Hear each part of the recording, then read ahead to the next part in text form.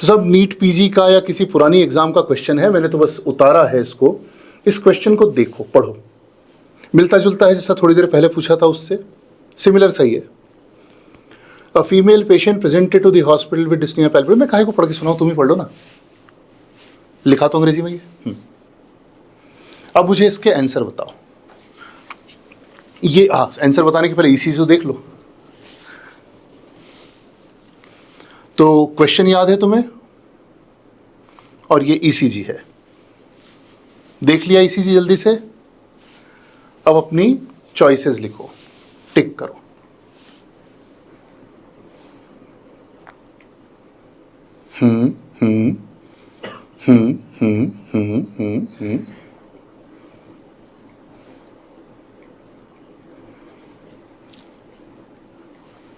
B A B B A या B B B A B, ठीक है।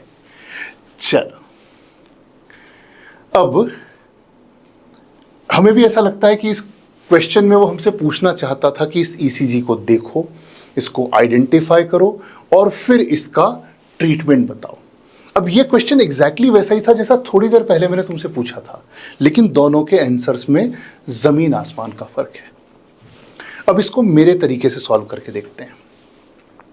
वो तुमसे दरअसल ईसीजी पूछना ही नहीं चाहता।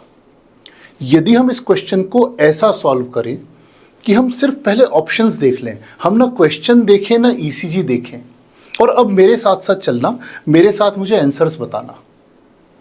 ये जो चार चीजें हैं, इनमें से मुझे नहीं पता क्या ईसीजी है, मुझे नहीं पता क्वेश्चन क्या पूछा है, मैं तो सिर्फ इन चार ऑप्शंस की बात कर रहा हूं। इनमें से मुझे बताओ कि क्या चीज किसका ट्रीटमेंट है। प्राइमरी पीसीआई ट्रीटमेंट है किसका?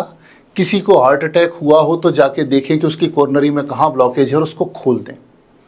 लेकिन बाकी के 3 ट्रीटमेंट हैं अरिदमिया के, और वो भी एक ही तरह के अरिदमिया के। काहे के ट्रीटमेंट हैं बाकी के तीनों, बताओ जरा। मुझे नहीं पता कि ईसीजी क्या है, मुझे नहीं पता कि क्वेश्चन क्या है। बाकी के तीनों ट्रीटमेंट हैं सुप्रावेंट्रिकुलर टेकिकार्डिया के। 3 of these options are treatment for SVT. 1 is the treatment for CAD or ACS or coronary problem. So the answer must be either this one or one of these things. Right? ठीक है, और आगे चलते हैं। अभी भी हमने ECG नहीं देखा, अब हम देखते हैं। फीमेल पेशेंट है, छोड़ दो, उससे कोई फर्क नहीं पड़ा। डिस्निया पैल्पिटेशन, सिम्टम्स हैं पेशेंट को, patient is symptomatic. But the key point here is vitals are stable. So what they want to ask you is not about identifying the ECG. They want to ask you one of the 2 things: stable tachycardia versus unstable tachycardia. ठीक है, फिर से समझो। 2 चीजें पूछना चाहता है वो तुमसे कि तुम्हें स्टेबल और अनस्टेबल का फर्क पता है कि नहीं, और स्टेबल अनस्टेबल का ट्रीटमेंट पता है कि नहीं। तो वाइटल्स स्टेबल हैं, अभी भी मैं ईसीजी नहीं देख रहा। अगर वाइटल्स स्टेबल हैं तो ये डीसी कार्डियो वर्जन भी रूल आउट हो गया। Now we are left with only 2 choices, and if you know a little of ACLS the answer is adenosine. So we arrived at this answer not by looking at the ECG, but by the simple thing that he is asking treatment of certain arrhythmia and the patient is stable. तो हमने 2 चीज़ें rule out कर ली। ये तो हो ही नहीं सकता क्योंकि अरिथमिया का ट्रीटमेंट नहीं है, ये नहीं हो सकता क्योंकि पेशेंट स्टेबल है। इन दोनों में से चूज करना, यदि ज़रा भी ACLS के प्रोटोकॉल्स पता हैं तो सीधे सीधे एडिनोसिन जाएगा आंसर। यदि यही question, this question keeps repeating all the time, if the same question had this number, the patients BP is 88/40 or maybe 70/40, let's make it even more simpler, then what will be your answer? If the patient's BP is 88/40, what is your answer? Same question.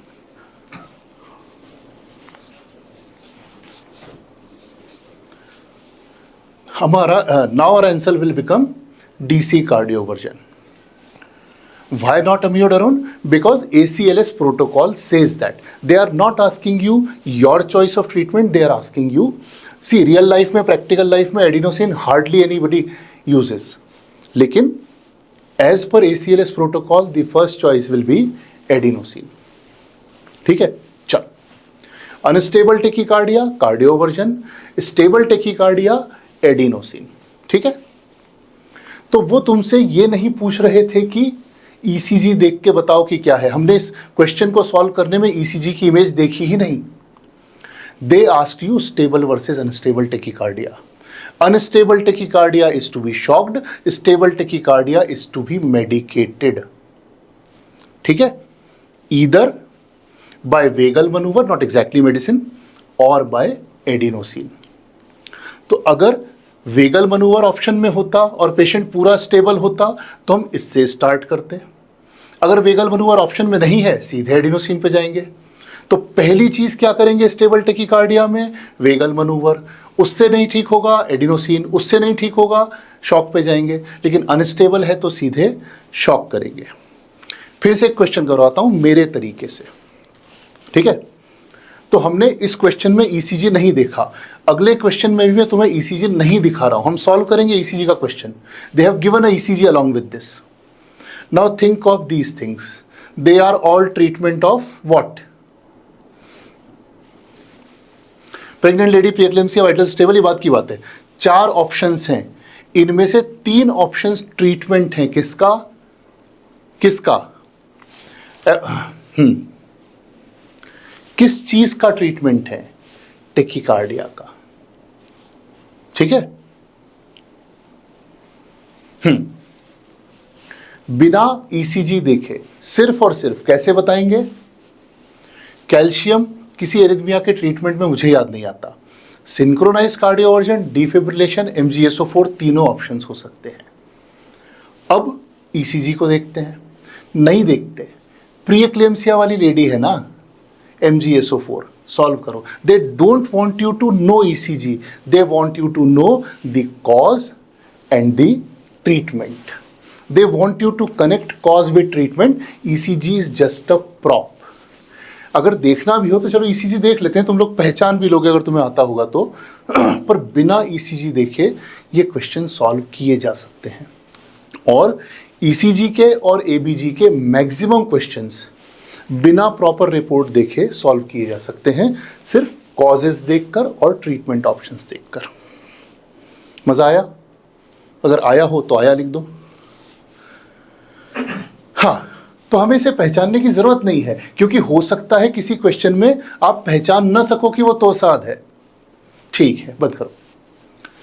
तो अगले 1 घंटे में मैं तुम्हें guarantee देता हूं कि तुम ECG वैसा सीखोगे जैसा तुमने पहले कभी नहीं सीखा, और तुम ECG के क्वेश्चन सॉल्व करने में बहुत एक्सपर्ट हो जाओगे. लेकिन मुझे भी तुमसे कुछ चाहिए. मेरा ये प्लेटफॉर्म पेड प्लेटफॉर्म है, और अब हम लोग, मेरे प्लेटफॉर्म पे करीब 2 लाख से ज़्यादा डॉक्टर्स मुझसे पढ़ते हैं. हमारे YouTube पे करीब 1.6 मिलियन फॉलोअर्स हैं. लेकिन अब हम लोग नीट PG की टीचिंग में स्टार्ट कर रहे हैं. हमने एक कोर्स लॉन्च किया है जिसके की बारे में मैं आपको बताऊंगा इस वेबिनार के बीच में. तो all I want from you is to permission to show you an ad or to tell you about my courses for 10 to 15 minutes during this webinar in return of teaching wonderful ECG class for 1 hour. तो मुझे तुमसे ये चाहिए कि अगले घंटे भर में यदि तुम्हें अच्छा पढ़ाऊँ तो तुम मुझे अलाउ कर दो कि मैं तुम्हें 15-20 मिनट अपने कोर्सेज के बारे में बता सकूँ. लेना नहीं लेना तुम्हारी चॉइस. अगर तुम मुझे अलाउ करो तो मुझे चैट बॉक्स में ओके लिख दो और हम आगे बढ़ते हैं.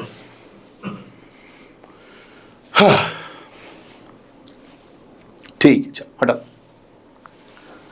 ठीक है सर. तो एकदम बेसिक से शुरू करते हैं ECG में.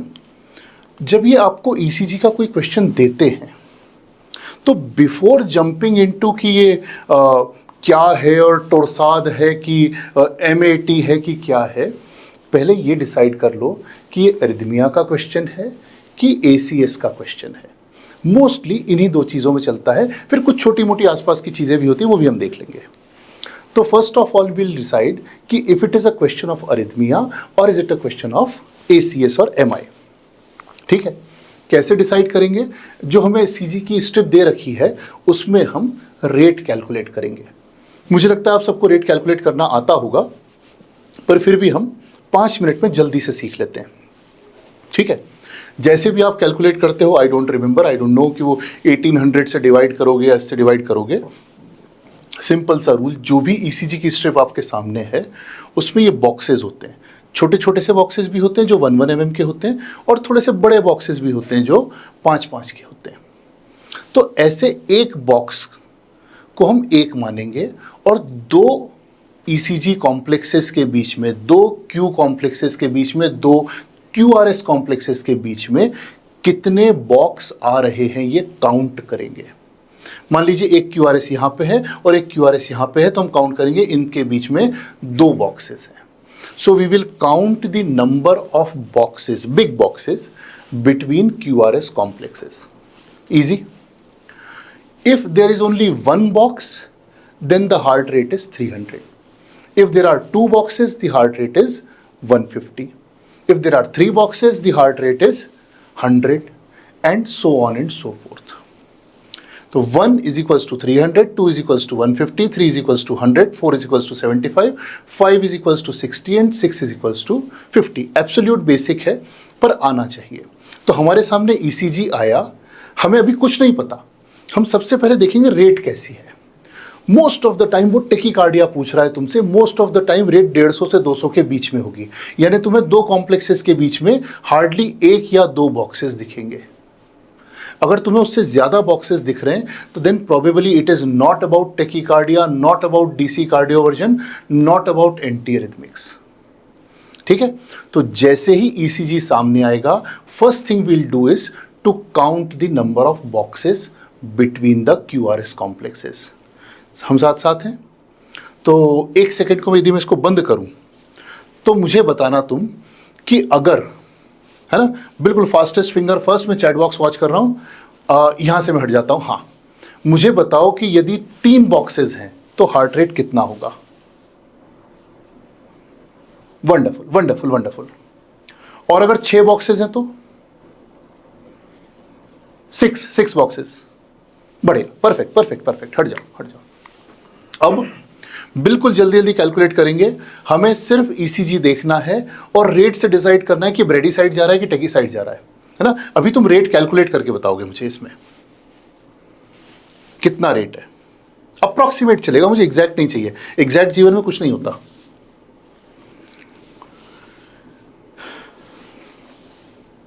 गिनो, 1 2 3 4 5 6 मान लेते हैं रफली। 6 इज इक्वल्स टू 50। बढ़िया बढ़िया बढ़िया बढ़िया। अब इसमें काउंट करना,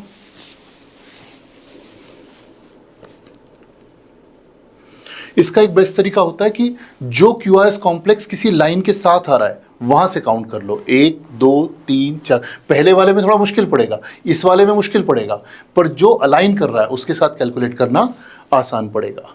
अप्रॉक्सीमेटली 75 ना, 1 2 3 और 4 बॉक्सेस कैलकुलेट किए हमने, 75, ठीक है, बढ़िया, गुड। इसका बताओ,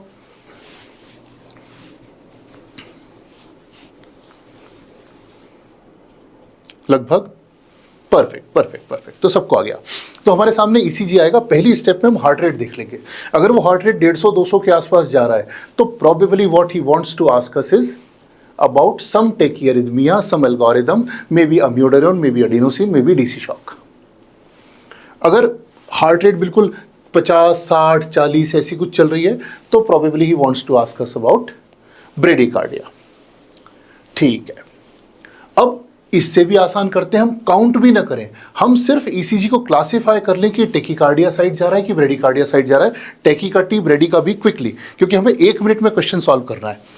आपके सामने ईसीजी आएगा, जस्ट आई बॉल मेजरमेंट, कोई काउंटिंग नहीं, कोई कैलकुलेशन नहीं, टी या बी। हाँ, मैं हट जाता हूं, मैं पीछे हट जाता हूं, हाँ ठीक है, हाँ काउंट मत करो, टी या बी बस, बढ़िया, बी मत लिखो रे। हाँ, अगला, नेक्स्ट,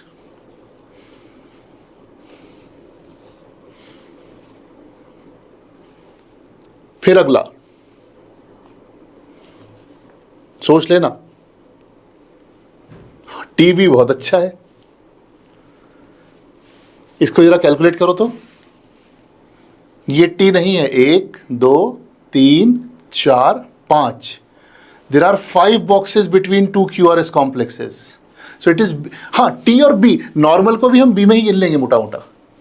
अगर टेकीकार्डिया है तो टेकीकार्डिया, नहीं है तो फिर कहानी कहीं और जा रही है।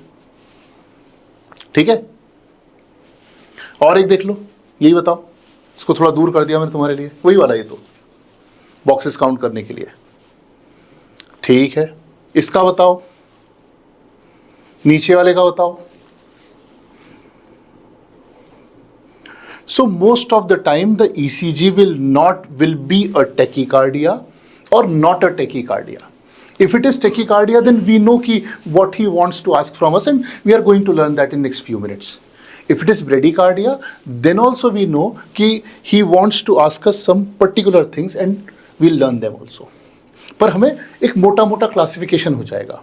हमें ऐसा नहीं करना है कि ईसीजी देख के उसको आइडेंटिफाई करें कि सुप्रा वेंट्रिकुलर है कि पीएसवीटी है कि एएफ है, नहीं समझ में आएगा, मोस्ट ऑफ द टाइम नहीं आएगा, क्योंकि तुम लोगों ने एमबीबीएस में ईसीजीज देखे नहीं हैं।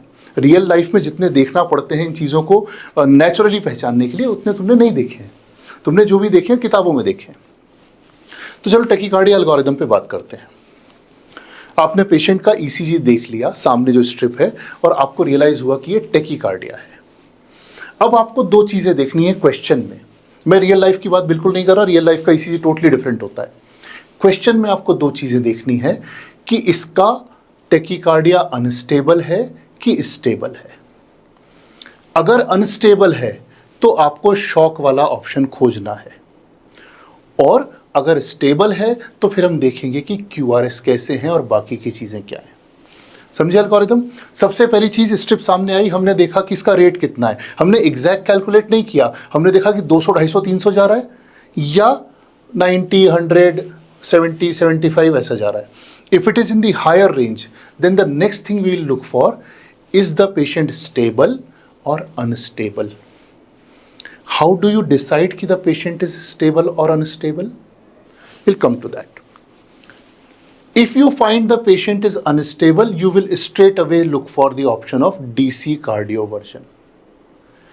If the patient is stable, then probably you need to spend a few more seconds to diagnose. Still, वो जो ECG हमने देखा था, आपको उसे कभी सीखने की ज़रूरत नहीं थी। यदि पेशेंट का टैकीकार्डिया एसिम्प्टोमेटिक है, same question could be put in 10 different ways.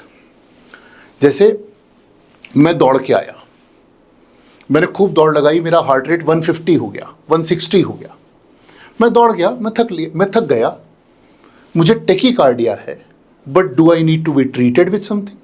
Should you give me metoprolol और डीसी शॉक और anything? No, I am asymptomatic, I have tachycardia, but I just have to be watched. Asymptomatic tachycardia. The moment I become a patient, the moment I have symptoms, मुझे palpitation हो रहा है, घबराहट हो रही है, then I need to be treated. फर्क समझना, एसिम्प्टोमेटिक टैकीकार्डिया कभी पूछेंगे भी नहीं तुमसे। सिम्प्टोमेटिक है, पेशेंट को घबराहट हुई, पैल्पिटेशन हुआ, पैरेस्थीजियाज हुए, ये हुआ वो हुआ, सिम्प्टोमेटिक हो गया। लेकिन सिम्प्टोमेटिक का मतलब ये नहीं है कि हम उसको शॉक लगा देंगे। सिम्प्टोमेटिक का मतलब है कि हम उसे ट्रीट करेंगे। किससे ट्रीट करेंगे? स्टेप बाय स्टेप चलो। सिम्प्टोमेटिक है, मैं यहाँ नहीं कह रहा कि उसका बीपी कम हो गया, उसको ये हो गया, उसको वो हो गया है। सिम्प्टोमेटिक पेशेंट है, आप ट्रीट करोगे। ट्रीट करने में मोस्ट ऑफ द टाइम तुमसे पूछा जाएगा supraventricular tachycardia, and all they want to know from you is कि whether you know vagal manoeuvre, adenosine का डोज और DC cardioversion. Step by step. Symptomatic tachycardia, पहली चीज़ क्या करोगे? वेगल मनूवर करेंगे, कैरोटिड मसाज करेंगे। पेशेंट का बीपी वो कभी लिख देगा क्वेश्चन में कि 100/50 है, 96/80 है, हमें पता है कि बढ़िया है बीपी। हम शुरू करेंगे वेगल मनूवर से। अगर वेगल मनूवर काम नहीं करेगा, कैरोटिड मसाज काम नहीं करेगी, तो हम जाएंगे एडिनोसिन पे। अगर एडिनोसिन काम नहीं करेगा, कई बार ऐसा पूछते हैं कि एडिनोसिन फेल हो गया, तो क्या करेंगे? हम जाएंगे डीसी कार्डियोवर्जन पे। सिम्प्टोमेटिक टैकीकार्डिया है, अनस्टेबल नहीं है, vagal manoeuvre followed by adenosine followed by DC cardioversion. तो डिपेंड्स ऑन क्वेश्चन, क्वेश्चन में क्या लिखा है। अगर उसने वाइटल सब नॉर्मल दे रखे हैं पेशेंट के, तो हम इससे शुरू करेंगे। ठीक है। अगर पेशेंट का टैकीकार्डिया अनस्टेबल है, अब अनस्टेबल कैसे डिफाइन करेंगे? अनस्टेबल डिफाइन करेंगे कि अगर पेशेंट को टेकीकार्डिया है और टेकीकार्डिया के साथ में उसे अल्टर्ड सेंसोरियम है, तो अगर लिखेगा वो ऐसा कि patient is confused and drowsy and this and that, या फिर उसे हाइपोटेंशन है, वो या तो सीधा हाइपोटेंशन लिखेगा या बीपी लिखेगा 85/40, 78/50, तो या तो अल्टर्ड सेंसोरियम है या हाइपोटेंशन है या फेलियर के सिम्टम्स हैं, एलवीएफ के, पल्मोनरी इडीमा के सिम्टम्स हैं। अगर ये सारी चीज़ें हैं पेशेंट को, या उसे इश्चीमिक चेस्ट पेन हो रहा है, 4 चीज़ें हैं जो टेकीकार्डिया को अनस्टेबल बनाती हैं। क्या क्या? शॉक यानी कि बीपी कम होना, वो कर देगा, कोल्ड क्लैमी स्किन कर देगा, यूरिन आउटपुट कम कर देगा, या फिर सीधे सीधे बीपी लिख देगा। दूसरा इश्चीमिक चेस्ट पेन, तीसरा अल्टर्ड सेंसोरियम, और चौथा पल्मोनरी इडीमा के साइंस, फेलियर के साइंस। यदि टेकीकार्डिया के साथ इनमें से कोई चीज हो रही है और वो लिखेगा specifically, that is what he wants to ask you, he doesn't want you to know the ECG exactly. Unstable tachycardia है तो आप उसे कार्डियोवर्ट करेंगे। मैं डिफिब्रिलेट नहीं कह रहा हूं, मैं कार्डियोवर्ट कह रहा हूं। डीसी कार्डियोवर्जन करेंगे, ठीक है। अगर अनस्टेबल टेकीकार्डिया है तो इट विल बी कार्डियोवर्टेड, ठीक। We have not come to defibrillation yet. आया समझ में यहां तक का अच्छे से?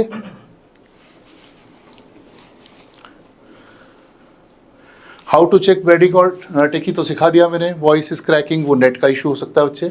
आया, आगे चले, ठीक, हटा दो। तो सेम क्वेश्चन, ऐसा मत करना कि तुमने बस क्वेश्चन देखा कि हाँ अम्योडेरोन एडिनोसिन तो एडिनोसिन लगा दिया। वो कई बार अनस्टेबल करेगा पेशेंट को, कई बार स्टेबल करेगा पेशेंट को। Same patient can be good BP, poor BP, और something which will hint towards stability और अनस्टेबिलिटी। एक बार सॉल्व करके देखते हैं। ईसीजी से कोई मतलब ही नहीं है मुझे नहीं देखना, मुझे नहीं डिसाइड करना।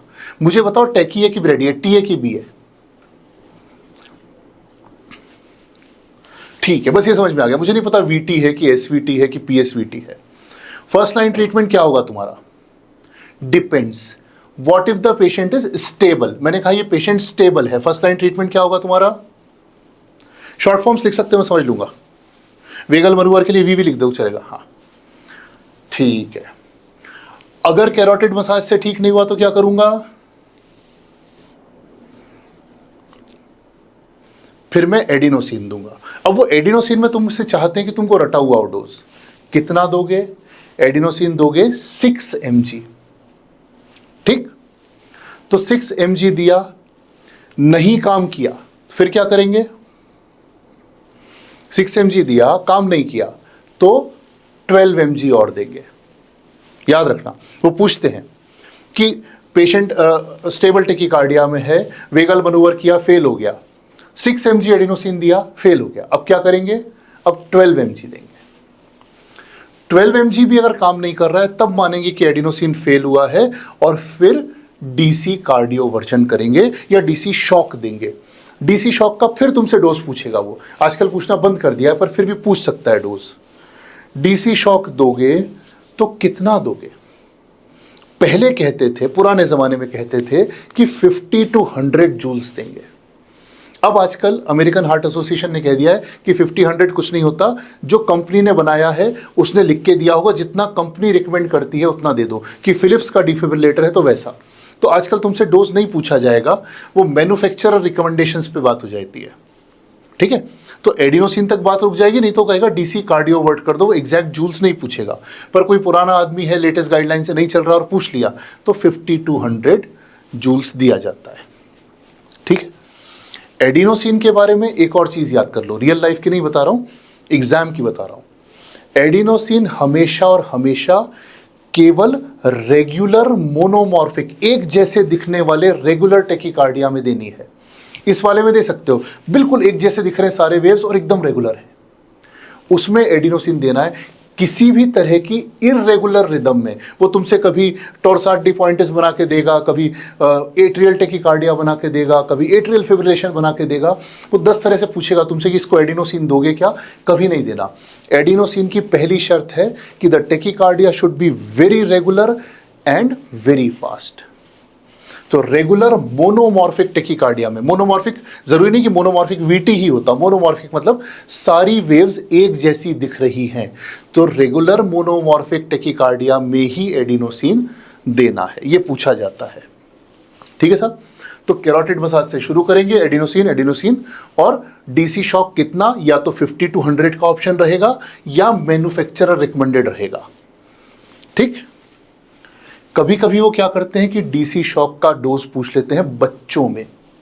तो बच्चों में जब डोज जाता है तो पर केजी के हिसाब से जाता है, 0.5 to 1 जूल या 2 जूल मैक्सिमम पर केजी के हिसाब से।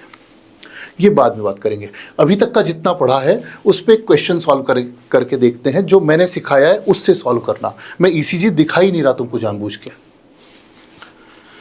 पहले ऑप्शंस पढ़ लो काहे के हैं। ये 4 ऑप्शन देख के मुझे दिख रहा है कि बीटा ब्लॉकर फालतू की चीज़ है, बाकी की 3 एक ही जगह जा रही है। तो मुझे यहीं से समझ में आ गया कि मेरा अरिथमिया कौन सा है। अब only thing I need to check is कि इफ इट इज स्टेबल और अनस्टेबल, सिम्टोमेटिक और एसिम्टोमेटिक। एसिम्टोमेटिक होता तो मुझसे क्वेश्चन ही नहीं पूछा जाता, पर सिम्टोमेटिक है। सिम्टोमेटिक है तो इन्हीं 3 में से मेरे पास ऑप्शन है। सिम्टोमेटिक टेकिकार्डिया है, ये जरा हटाना, बीपी 96/68 है, मुझे नॉर्मली लग रहा है बीपी इतना होता है सबका। हाँ 120/80 नॉर्मल नहीं होता। खैर तुम नीट पीजी वाले बच्चे हो। मुझे पानी पिला दो ना 1 मिनट। हाँ आंसर लिख दो। Very good. तो यहां पहली चीज कैरोटिड साइनस मसाज कर देंगे।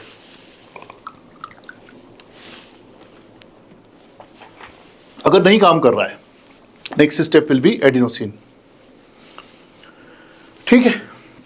हो सकता है कई बार वो ऐसा पूछे कि फार्मेकोलॉजिकल मैनेजमेंट, तो तुम ध्यान रखना कि ऐसा नहीं कि ये फार्मेकोलॉजी में नहीं आएगा। ये आया हुआ क्वेश्चन है, मैंने कॉपी पेस्ट किया कहीं से। दूसरा क्वेश्चन देखो, ईसीजी अभी नहीं दिखा रहा। फिर देखो 3 चीजें। अमियोडरोन बैड वो है, क्या कहते हैं, ऑड वन आउट है, हटा दो उसको। ये 3 एक से दिख रहे हैं। क्वेश्चन देखो ऊपर 2 चीजें रियलाइज की। ये टेकिकार्डिया अनस्टेबल है। कैसे अनस्टेबल है? अनकॉन्शियस है पेशेंट, अल्टर्ड सेंसोरियम और हाइपोटेंसिव है। खुद ही लिख दिया उसने। ये सब एग्जैक्ट क्वेश्चन से पीवाईक्यूज हैं ये। तो ऑप्शंस हमेशा वही रहेंगे, ऊपर की चीजें बदलेंगी और तुम्हारा आंसर बदल जाएगा। कि क्या करेंगे, इसको कार्डियोवर्ट कर देंगे। और एक क्वेश्चन देखो, बताओ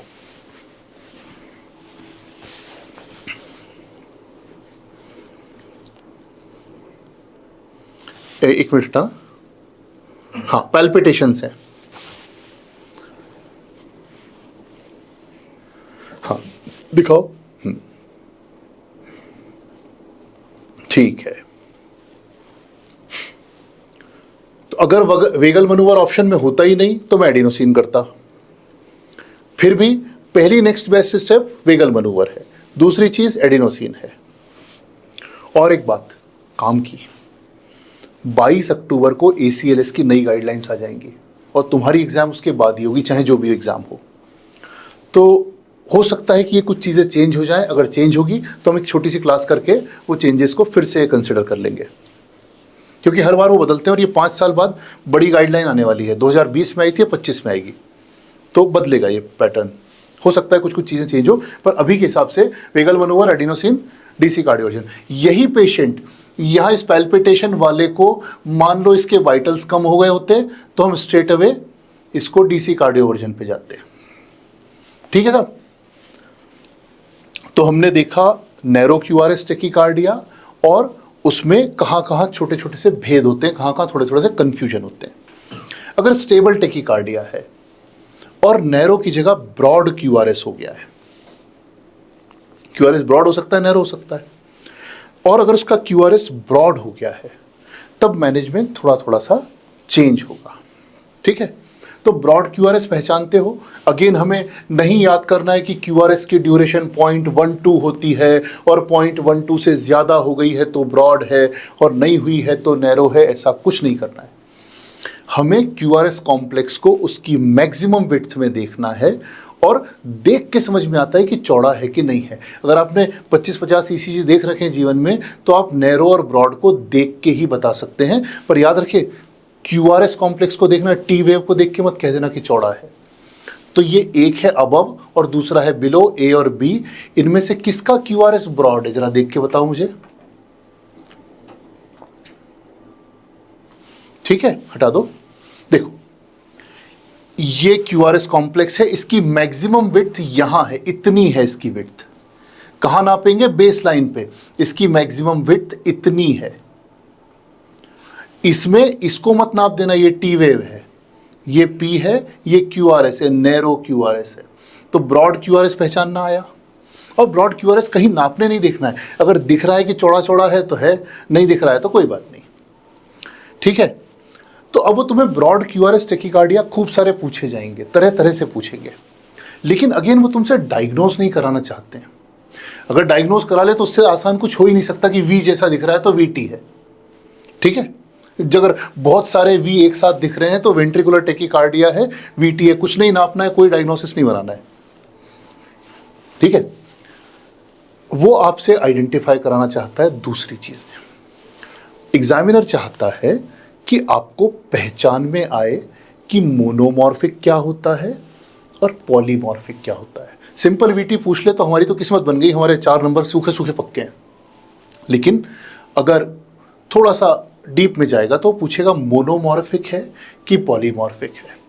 कई बार वो आपको और परेशान करने के लिए कंफर्म कराएगा कि वो वीटी है कि नहीं है। तो इसमें एक बड़ी इंटरेस्टिंग चीज सुनो, जिस भी पेशेंट को कभी भी एमआई होता है, एसीएस होता है, एसीएस एमआई तुम समझते ही होगे सब चीजें। किसी पेशेंट को अगर एमआई हुआ, हार्ट के किसी एक वॉल का मायोकार्डियल इन्फेक्शन हुआ, तो that wall will get thinned out and scarred, and that thinned out and scarred myocardium will become a source of arrhythmia, and that arrhythmia is ventricular tachycardia or ventricular fibrillation. Most of the time the arrhythmia starts with ventricular tachycardia and degenerates into ventricular fibrillation. तो MI वाले patient को तो कहानी में क्या करेगा, वो कहेगा घुमा फिरा कि एक पेशेंट को एमआई हुआ था, उसको स्टेंट डला है, उसको 4 साल पहले ये हुआ था। द मोमेंट ही सेज की हिस्ट्री ऑफ एमआई है, आपको रियलाइज कर लेना है कि ये एरिथमिया वेंट्रिकुलर टैकीकार्डिया है, या बहुत ही खराब है तो वेंट्रिकुलर फिब्रिलेशन है। पर ये आपका डायग्नोस्टिक क्लू है, क्योंकि scar VTs are very common in ischaemic heart disease. ठीक है सर, तो वो आपसे सीधा सीधा पूछ ले तो बहुत ही अच्छा है। जो वीवी जैसे दिख रहे हैं बड़े बड़े वेंट्रिकुलर टैकीकार्डिया हैं, वो आपको घुमा फिरा के पूछेगा कि साहब पेशेंट को ऐसा हुआ था कि उसको चेस्ट पेन हुआ था, उसको एमआई हुआ था, अभी उसकी रिदम ये चल रही है, तो क्या करेंगे। तो आपने पहचाना कि ये वेंट्रिकुलर टैकीकार्डिया है।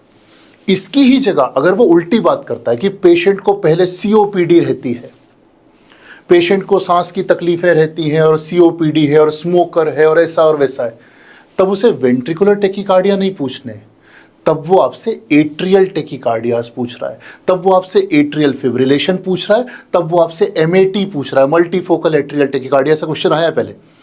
तो अगर आपके मरीज को पहले एमआई की हिस्ट्री है तो वो वीटी है, अगर आपके मरीज को पहले सीओपीडी की हिस्ट्री है, रेस्पिरेटरी प्रॉब्लम्स की हिस्ट्री है, तो हाइपोक्सिया से एट्रियल एरिथमियास होते हैं।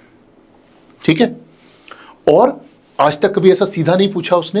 अगर पेशेंट को वॉल्व से रिलेटेड कोई प्रॉब्लम है, माइट्रल वॉल्व की हिस्ट्री है, माइट्रल स्टेनोसिस है, माइट्रल रिगर्जिटेशन है, माइट्रल वॉल्व रिप्लेस हो चुका है उसका, तब उसे आपको एट्रियल फिब्रिलेशन मिलेंगे। ठीक है सर, तो फिर से 3 चीज़ें हमने क्या याद करी, ये सब नोट्स में मिल जाएगी, लिखो मत कुछ भी, कि अगर पेशेंट को एमआई की हिस्ट्री है तो अरिथमिया वेंट्रिकुलर है, वेंट्रिकुलर टैकीकार्डिया में रिदम दिखाऊं नहीं तो भी, तो अगर मैं कुछ नहीं देखूं, एक काली स्क्रीन दिखा दूं, उस पर लिखूं कि पेशेंट को एमआई हुआ था, अभी कौन सा एरिथमिया हो रहा है, तो वेंट्रिकुलर टैकीकार्डिया है। ठीक है, अगर पेशेंट को सीओपीडी की हिस्ट्री है तो ये टैकीकार्डिया एट्रियल है। अब वो हो सकता है एमएटी हो सकता है कि एट्रियल फिब्रिलेशन हो सकता है एट्रियल फ्लटर हो। पर रेस्पिरेटरी कॉजेज के साथ एट्रियल, कार्डियक कॉजेज के साथ वेंट्रिकुलर, वॉल्वुलर कॉजेज के साथ अगेन फिर से एट्रियल टेकिकार्डिया। ठीक है साहब। तो वो वीटी में पूछेगा कि क्या करोगे ट्रीटमेंट, तुम भी बता दो भैया क्या ट्रीटमेंट है। वेंट्रिकुलर टेकिकार्डिया है मरीज को, क्या ट्रीटमेंट है?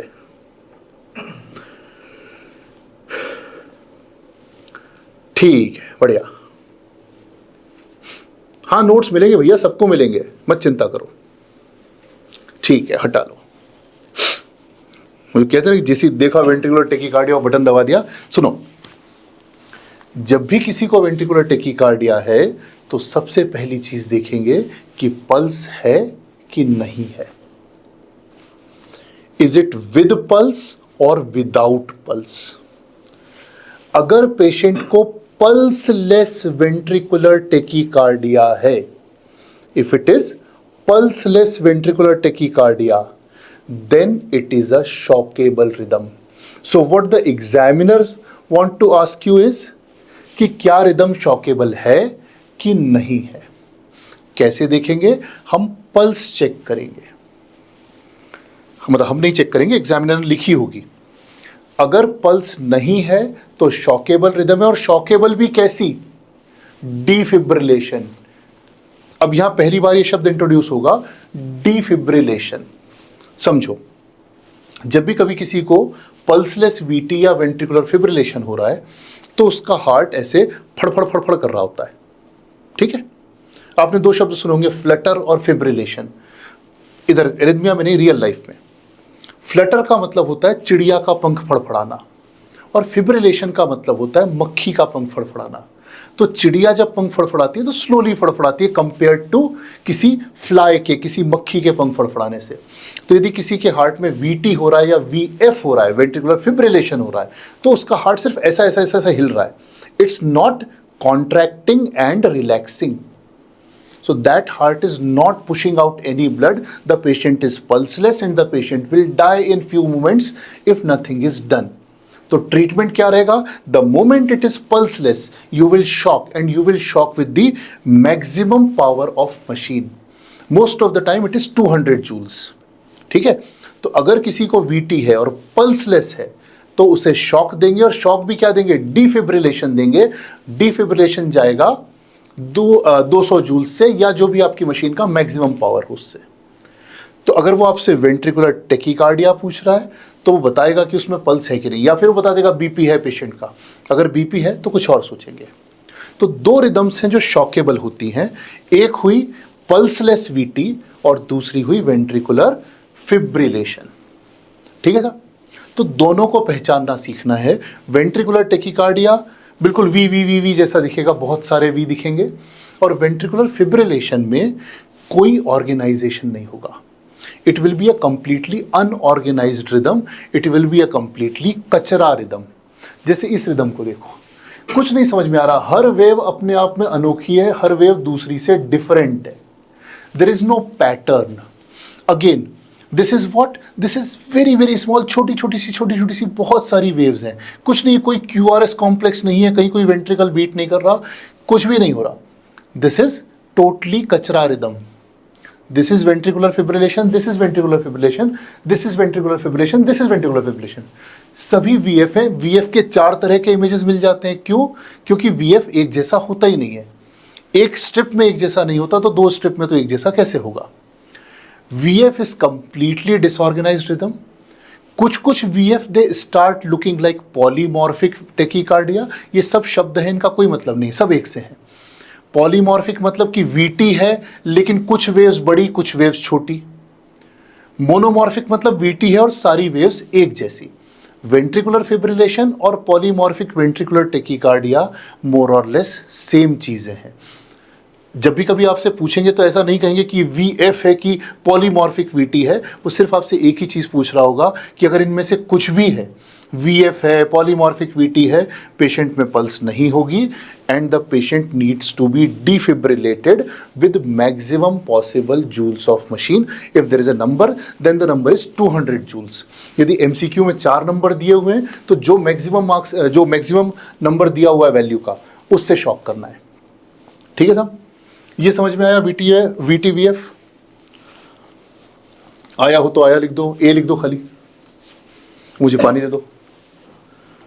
हाँ, कार्डियोवर्जन डिफिब्रिलेशन आ रहा हूं अभी।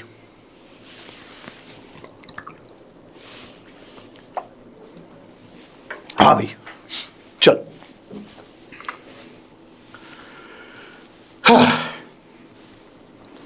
तो VT-VF के क्वेश्चंस क्या क्या पूछे जाएंगे वो आपको हिंट देगा कि पेशेंट को CAD, IHD, AMI, ACS, heart attack कुछ ना कुछ बताएगा कि हुआ है। दूसरा, वो पूछेगा तुमसे कि DC शॉक दोगे या अमियोडरोन दोगे। अगर स्टेबल VT है तो अमियोडरोन भी एक ऑप्शन हो जाता है। स्टेबल VT है तो प्रोकेनामाइड भी एक ऑप्शन हो जाता है, सोटेलॉल भी एक ऑप्शन हो जाता है, अमियोडरोन का इन्फ्यूजन भी एक ऑप्शन हो जाता है, और एडिनोसिन भी एक ऑप्शन हो जाता है। लेकिन एडिनोसिन देने के लिए फिर जैसे पहले सिखाया था, मोनोमॉर्फिक रेगुलर रिदम होनी चाहिए, चाहे ब्रॉड QRS हो चाहे नैरो QRS हो। ठीक है, तो एडिनोसिन भी दिया जा सकता है VT में, बस मेक श्योर कि वो मोनोमॉर्फिक है। तो वो उल्टा घुमा फिरा के पूछेंगे कि पॉलीमॉर्फिक वेंट्रिकुलर टेकीकार्डिया चल रहा है पेशेंट को, इनमें से क्या चीज तुम नहीं दोगे। तो पॉलीमॉर्फिक वेंट्रिकुलर टेकीकार्डिया है, उसमें शब्द में ही आ गया कि वो पॉलीमॉर्फिक है, उसमें आप अमियोडरोन दे सकते हो, DC शॉक दे सकते हो, आप उसे बीटा ब्लॉकर दे दो भले ही, पर उसे एडिनोसिन नहीं देना है। ठीक है, तो क्या नहीं दोगे पूछा जाता है पॉलीमॉर्फिक में। अमियोडरोन, DC शॉक, ये चॉइसेस हैं आपकी। क्या नहीं दोगे, ऐसी चीजें नहीं देनी है जो AV नोडल ब्लॉकर्स हैं, कैल्शियम चैनल ब्लॉकर्स नहीं देने हैं आपको, डिल्टियाजेम नहीं देनी है, विरापेमिल नहीं देनी है। ठीक है, ट्रीटमेंट क्या है, स्टेबल है तो पुराने जमाने का ये है कि अमियोडरोन और लिग्नोकेन देते थे। इसके लिए मैं कहूँगा 1 महीने रुक जाओ, जो नई गाइडलाइन आएंगी उसके हिसाब से बनाएंगे, क्योंकि ये कॉन्स्टेंटली चेंज होता है, हर बार चेंज होता है। अनस्टेबल है तो कार्डियोवर्जन करेंगे, और पल्सलेस है तो डिफिब्रिलेशन करेंगे। अब चीज़ें थोड़ी सी कंफ्यूजिंग हो रही हैं। तो ट्रीटमेंट दवाइयों में देना है तो आपके पास अमियोडरोन है, आपके पास प्रोकेनामाइड है, आपके पास सोटेलॉल है, तीनों में ACLS के एल्गोरिदम से बोल रहा हूँ। ठीक है, क्या नहीं देना है पूछा जाएगा हमेशा, तो वो पूछेगा तो आपको कैल्शियम चैनल ब्लॉकर्स नहीं देने हैं, AV नोडल ब्लॉकर्स नहीं देने। ठीक है, अब 2 शब्द समझो, कार्डियोवर्जन और डिफिब्रिलेशन। कैसे करते हैं नहीं सिखाऊंगा। डिफिब्रिलेशन का मतलब होता है कि जब हार्ट, मैंने बताया फिब्रिलेट कर रहा है, ऐसे ऐसे ऐसे फड़फड़ फड़फड़ फड़फड़ कर रहा है, तो आप क्या करते हो, आप 2 तरफ से उसको बिजली का वो लगाते हो, अपना प्रेस का वो लगाते हो, क्या कहते हो, पैडल। आप डिफिब्रिलेटर का पैडल लगाते हो और पूरी ताकत से, मतलब मशीन में जितना पावर है उससे एक 200 जूल का शॉक दे देते हो। तो उससे क्या होता है कि इतना सारा करंट हार्ट में जाता है कि हार्ट के छोटे छोटे छोटे छोटे जितने फिब्रिलेटरी करंट्स हैं वो सब बंद हो जाते हैं, हार्ट कंप्लीटली 1 सेकंड के लिए स्टॉप होता है, और फिर दोबारा एक नई रिदम स्टार्ट होती है जिसको हम एक्सपेक्ट करते हैं कि वो नॉर्मल रिदम होगी। तो डिफिब्रिलेशन क्या है, मैक्सिमम पावर का शॉक देते हैं जिससे हार्ट 1 सेकंड के लिए कंप्लीटली स्टॉप हो जाता है, और फिर जब वो रीस्टार्ट होता है तो हम मानते हैं, हम प्रिज्यूम करते हैं कि उसका नेचुरल पेसमेकर साइनोएट्रियल नोड या कोई और चीज़ टेक ओवर कर लेगी और एक ऑर्गेनाइज्ड रिदम आ जाएगी। तो डिफिब्रिलेट कब करना है, जब पेशेंट में कोई पल्स नहीं है, जब हार्ट फिब्रिलेट कर रहा है, जब मॉनिटर पे बिल्कुल कच कच कच कच कच चल रहा है, उसकी ना पल्स है, ना BP है, ना कुछ है, ना कॉन्शियसनेस होगी उसकी। कार्डियोवर्जन क्या चीज़ है कि अगर किसी को बहुत फास्ट हार्ट रेट चल रही है तो हम उसे ऐसे पॉइंट पे जाके शॉक देते हैं कि जब उसका QRS कॉम्प्लेक्स बन रहा है, एग्जैक्टली वहीं पे एक पॉइंट पकड़ के शॉक देते हैं। तो उसमें ज़रा मार्क करना पड़ता है कि QRS को पहले मार्क करता है, मशीन मार्क करती है, और फिर शॉक देते हो। तो कार्डियोवर्जन हमेशा अनस्टेबल अरिथमियाज में होता है, लेकिन ऑर्गेनाइज्ड रिदम्स में होता है, प्रॉपर जो सीक्वेंशियल चल रही है। जैसे आपका मोनोमॉर्फिक VT है, आप उसको कार्डियोवर्ट कर दोगे। आपका सुप्रावेंट्रिकुलर टेकीकार्डिया है, आप उसे कार्डियोवर्ट कर दोगे। कार्डियोवर्जन रेगुलर रिदम्स का होता है, इररेगुलर रिदम्स का, फिब्रिलेटिंग रिदम्स का, कचरे जैसी रिदम्स का कार्डियोवर्जन नहीं होता, डिफिब्रिलेशन होता है। एग्जाम में जब पूछेगा तो वो यही कहेगा कि पेशेंट की पल्स नहीं है, पेशेंट बेहोश पड़ा है, पेशेंट मॉनिटर पे फ्लैट लाइन चल रही है, इस तरह की कुछ चीज़ें क्रिएट करेगा, ये दिखाने के लिए कि पेशेंट की पल्स चली गई है और टेकीकार्डिया है।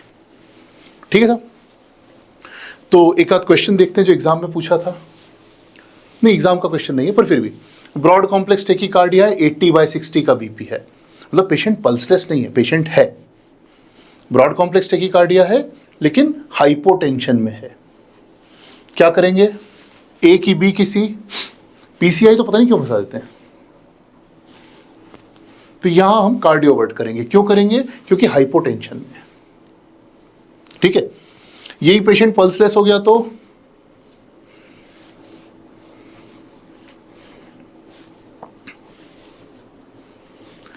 अच्छा, पक तो नहीं गए क्लास में अभी तक? कितना देर और पढ़ने की हिम्मत है? इसको छोड़ दे, सेंसर को छोड़ो। और कितनी देर पढ़ना है? मैं तो बहुत सारा कंटेंट लेके आया हूं। 1 घंटा और चलेगा? ठीक है, चल, ठीक है, ठीक है, ठीक है, ठीक है, ठीक है। ये नीट पीजी वालों की अच्छी बात होती है कि इनमें धैर्य बहुत होता है पढ़ने का। ठीक है, चलो। तो और एक चीज जो इनको पसंद है नीट पीजी वालों को, एनबीई गॉड्स को, वो है ये। तो ये तो हो गया आपका वीटी, मोनोमॉर्फिक वीटी, एक जैसा दिखने वाला वीटी। सारी वेव्स एक जैसी हैं। हम इसको या तो कार्डियोवर्ट कर सकते हैं, या पल्सलेस हो जाएगा तो डिफिब्रिलेट कर सकते हैं, अदरवाइज ट्रीटमेंट में बात करनी तो अमीडोन दे सकते हैं। उन्हें एक और चीज पसंद है ये। अब इसको आप कहीं तो कह दो पॉलीमॉर्फिक वेंट्रिकुलर टेकीकार्डिया। कैसे पहचाना? क्योंकि ब्रॉड क्यूआरएस रिदम है, जैसे ब्रॉड क्यूआरएस रिदम्स होती है वैसे वेंट्रिकुलर टेकीकार्डिया होने लग जाते हैं। तो ब्रॉड क्यूआरएस है तो वेंट्रिकुलर है, एक जैसी नहीं है, सबके हाइट हेल्थ अलग अलग है। ये पॉलीमॉर्फिक वेंट्रिकुलर टेकीकार्डिया है। इसमें भी वो कई बार उनको एक और बड़ी रिदम पसंद होती है, और वो मैंने जीवन में कभी नहीं देखी। मैंने कम से कम नहीं करके भी 10,000 कार्डियक प्रोसीजर तो कराएंगे, और ज़्यादा ही कराए होंगे, एंजियोग्राफी, एंजियोप्लास्टी, बाईपास सब मिला के। हाँ, मैंने अपने बारे में तो कुछ बताया नहीं। मैं एनेस्थीजियोलॉजिस्ट हूँ बाय एजुकेशन, और मैंने बहुत सारा कार्डियक एनेस्थीजिया में काम किया है, बेरियाट्रिक में काम किया है, तो ये कार्डियक रेस्पिरेटरी मुझे कुछ ज़्यादा ही पसंद है। खैर, तो मैंने अपनी लाइफ में शायद एक आध बार कभी ये देखा होगा, लेकिन नीट पीजी के हर दूसरे तीसरे साल के सवाल में यही कहीं घूम के आ जाता है। रिदम तुम भी पहचानने लग गए हो, तुमको वीटी पहचान में नहीं आएगा जीवन में, पर इसको तुम 1 मिनट में पहचान लोगे क्योंकि तुम यही सॉल्व कर रहे हो। ये क्या है? पॉलीमॉर्फिक वेंट्रिकुलर टेकीकार्डिया कह दो, नहीं तो इन पर्टिकुलर ये एक रिदम है जिसका कि नाम है, क्या कहते हैं उसको? फ्रांस वाले यदि फ्रेंच स्टाइल में कहेंगे, फ्रेंच वर्ड है तो वो कहेंगे टोर्सादे दे पुआ, पर हम कहेंगे उसे टोर्साडिस डी पॉइंटिस, क्योंकि हम हिंदुस्तानी हैं तो हम हर लफ्ज को अनाउंस करते हैं एग्जैक्टली। कैसे पहचानना? It is like twisting of points, कि जैसे वही पिछला वाला मोनोमॉर्फिक टेकीकार्डिया लेके मैं उसे निचोड़ दूं। टोर्साडिस डी पॉइंटिस का मतलब होता है ट्विस्टिंग ऑफ पॉइंट्स। तो यदि मैं इस टेकीकार्डिया को निचोड़ दूं तो क्या होगा कि कुछ उल्टी हो जाएंगी, कुछ सीधी हो जाएंगी, और जहां पे उल्टी सीधी हो रही है वहां पे एक गठान लग जाएगी। तो जैसे हम एक चादर को या टॉवेल को निचोड़ते हैं ना, वैसे वेंट्रिकुलर टेकीकार्डिया को निचोड़ दिया गया है। तो यहां तक का सीधा था, यहां पे गठान लगी, यहां पे उल्टा हो गया, फिर गठान लगी, फिर सीधा हो गया। This is twisting of points, और टोर्साडिस दी पॉइंटिस या टोर्सादे दे पुआ, व्हाटएवर। टोर्साडिस के साथ उनके 2-4 सवाल हैं जो उनको हर बार पूछने हैं। क्या क्या चीज़ें वो टोर्साडिस में पूछेंगे? Magnesium sulphate. कहाँ ले जाएंगे कहानी को? प्री एक्लेम्सिया हुआ था लेडी को तो क्या दोगे? या फिर जो उन्हें दूसरी चीज़ पसंद है वो है क्यूटी इंटरवल। क्यूटी इंटरवल और क्यूटी इंटरवल से रिलेटेड सारे सवाल। मैं बताऊँ, रियल लाइफ में ज़्यादातर डॉक्टर, एमडी डॉक्टर भी ईसीजी में क्यूटी इंटरवल हार्डली एवर देखते हैं, रियल लाइफ की बता रहा हूँ। लेकिन एग्जाम में उन्हें बस यही पसंद है। ठीक है, यही पसंद है तो हम भी पढ़ लेंगे। क्यूटी इंटरवल क्या होता है नहीं सीखना। नॉर्मल कितना होता है? 450 मान लेते हैं, 450। अगर उससे ऊपर का बताया जा रहा है तो वो एरिथमिया का कॉज हो रखा है। तो सवाल तुमसे कैसे पूछेंगे? सीधा सीधा नहीं पूछेंगे, तुम्हें कॉज, इफेक्ट और एरिथमिया और ट्रीटमेंट में घुमाएंगे। ठीक है, क्या क्या करेंगे देखो। ऐसा एक सवाल देखो, ये सीधा नहीं पूछ रहे तुमसे, वो कहेंगे पेशेंट एंटी डिप्रेसेंट्स खा रहा था। कई बार सवाल उल्टा कर देंगे कि एक दवाई खा रहा था और उसके ईसीजी में ये रिदम आ गई। कई बार सीधा पूछेंगे एंटी डिप्रेसेंट खा रहा था। हमें इस सबसे मतलब नहीं है, हमें मतलब किससे? हाइपोटेंशन है पेशेंट को, ठीक है, एरिथमिया हुआ है कोई जिससे हाइपोटेंशन है। ईसीजी किया था, wide QRS complexes, right axis deviation, तो पेशेंट को वाइड क्यूआरएस है, हाइपोटेंशन है। अब अगर इसने यहाँ पे कहीं शॉक वॉक की बात की होती या कुछ किया होता तो हम शायद उस दिशा में जाते, लेकिन what he wants to ask you is कि ट्राइसाइक्लिक एंटी डिप्रेसेंट टॉक्सिसिटी का एंटीडोट क्या है, ठीक है। तो कहानी कैसी भी घुमाएगा वो कहेगा कि एंटी डिप्रेसेंट खाए, तो आप तुरंत समझ जाओ कि या तो एंटीडोट पूछेगा, या पूछेगा एरिथमिया कौन सा हुआ, या पूछेगा कौन सा एंटी डिप्रेसेंट खाया था। हमें तीनों तरह से सवाल आना चाहिए। ये पूछा गया था कहीं पे। अब इसमें क्या करोगे आप? इसमें यहाँ जो ऑप्शन दिए हैं इनमें से एक चीज़ सही जाएगी, और वो ACLS के प्रोटोकॉल में नहीं है, रियल लाइफ में कभी ऐसा देखने में नहीं आती, पर वो आपको याद करने की है कि TCA की टॉक्सिसिटी में the thing you need to choose is intravenous sodium bicarbonate. ये सवाल घुमा फिरा के हर बार पूछे जाते हैं कि TCA ओवरडोज हो गया, ब्रॉड कॉम्प्लेक्स है, राइट एक्सिस डेविएशन है, हाइपोटेंशन है। तो TCA ओवरडोज के साइन क्या होंगे? QRS ब्रॉड होगा, वेंट्रिकुलर डिसरिथमिया होंगे, उसको हाइपोटेंशन होगा, सीजर्स आ जाएंगे पेशेंट को। What they want to ask from you is कि इसे सोडियम बाइकार्बोनेट देना है। क्यों देना है वो भी नहीं पूछेंगे, वो क्योंकि अंदर जाएगा, वो अल्कलाइजेशन करेगा, दवाई को अंदर करवाएगा, पोटेशियम को जो भी कराएगा, छोड़ो। What we want to learn is कि अगर TCA ओवरडोज पूछा है और एंटीडोट पूछ रहा है तो सोडियम बाइकार्बोनेट जाएगा। सीखा? अगली बार वो घुमा फिरा के फिर दूसरी दवाई पूछ लेगा। ये सारी दवाइयां QT इंटरवल से खेल रही हैं। अब क्या करेगा? पेशेंट फ्लोक्सेटिन पे था, फिर उसके साथ उसने एक पेन कंट्रोल के लिए ड्रग खाई। Basically what he is asking is, तुम ही बता दो आंसर क्या है इसमें से? All he is asking is कि कौन सी दवाइयां हैं जो QT इंटरवल को बढ़ाती हैं। मैं वो लिस्ट तुम्हें नहीं बताऊंगा। हाँ, नहीं बेटा, बी नहीं है, मेथाडोन है, मेथाडोन AAA, एक ही दवाई है।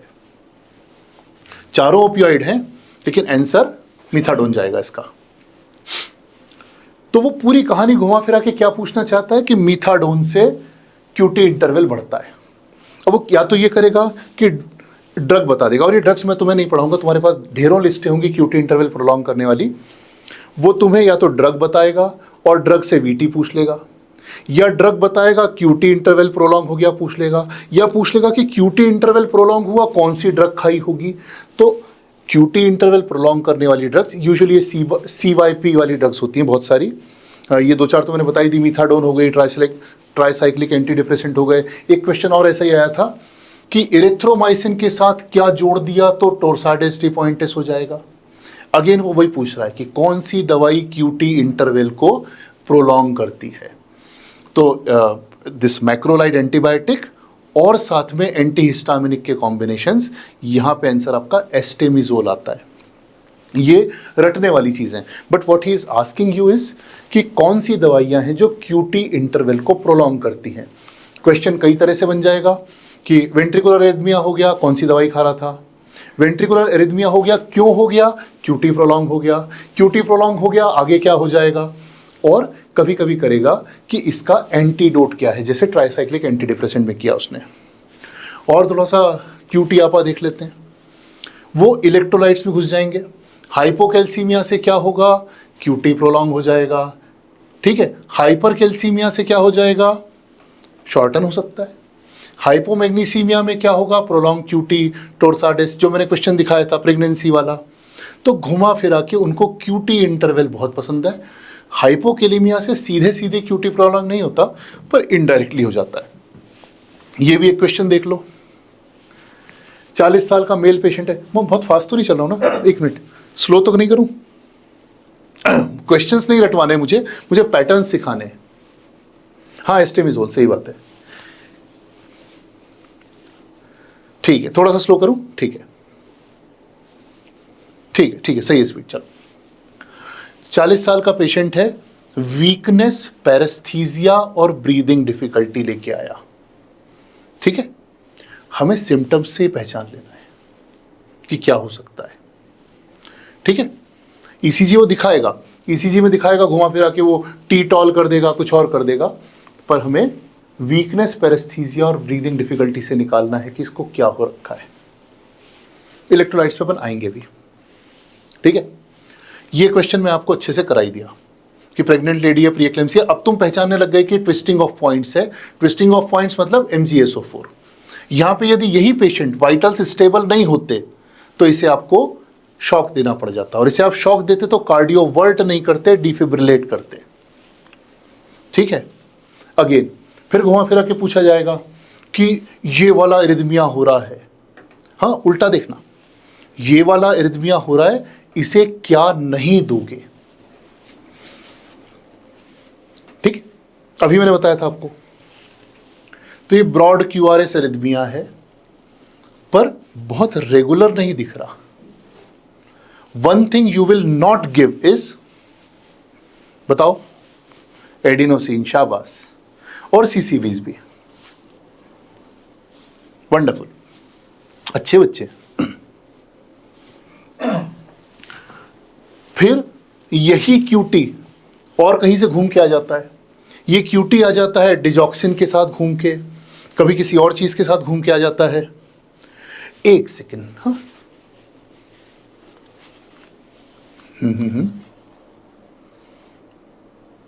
हाँ, एक मिनट, हाँ।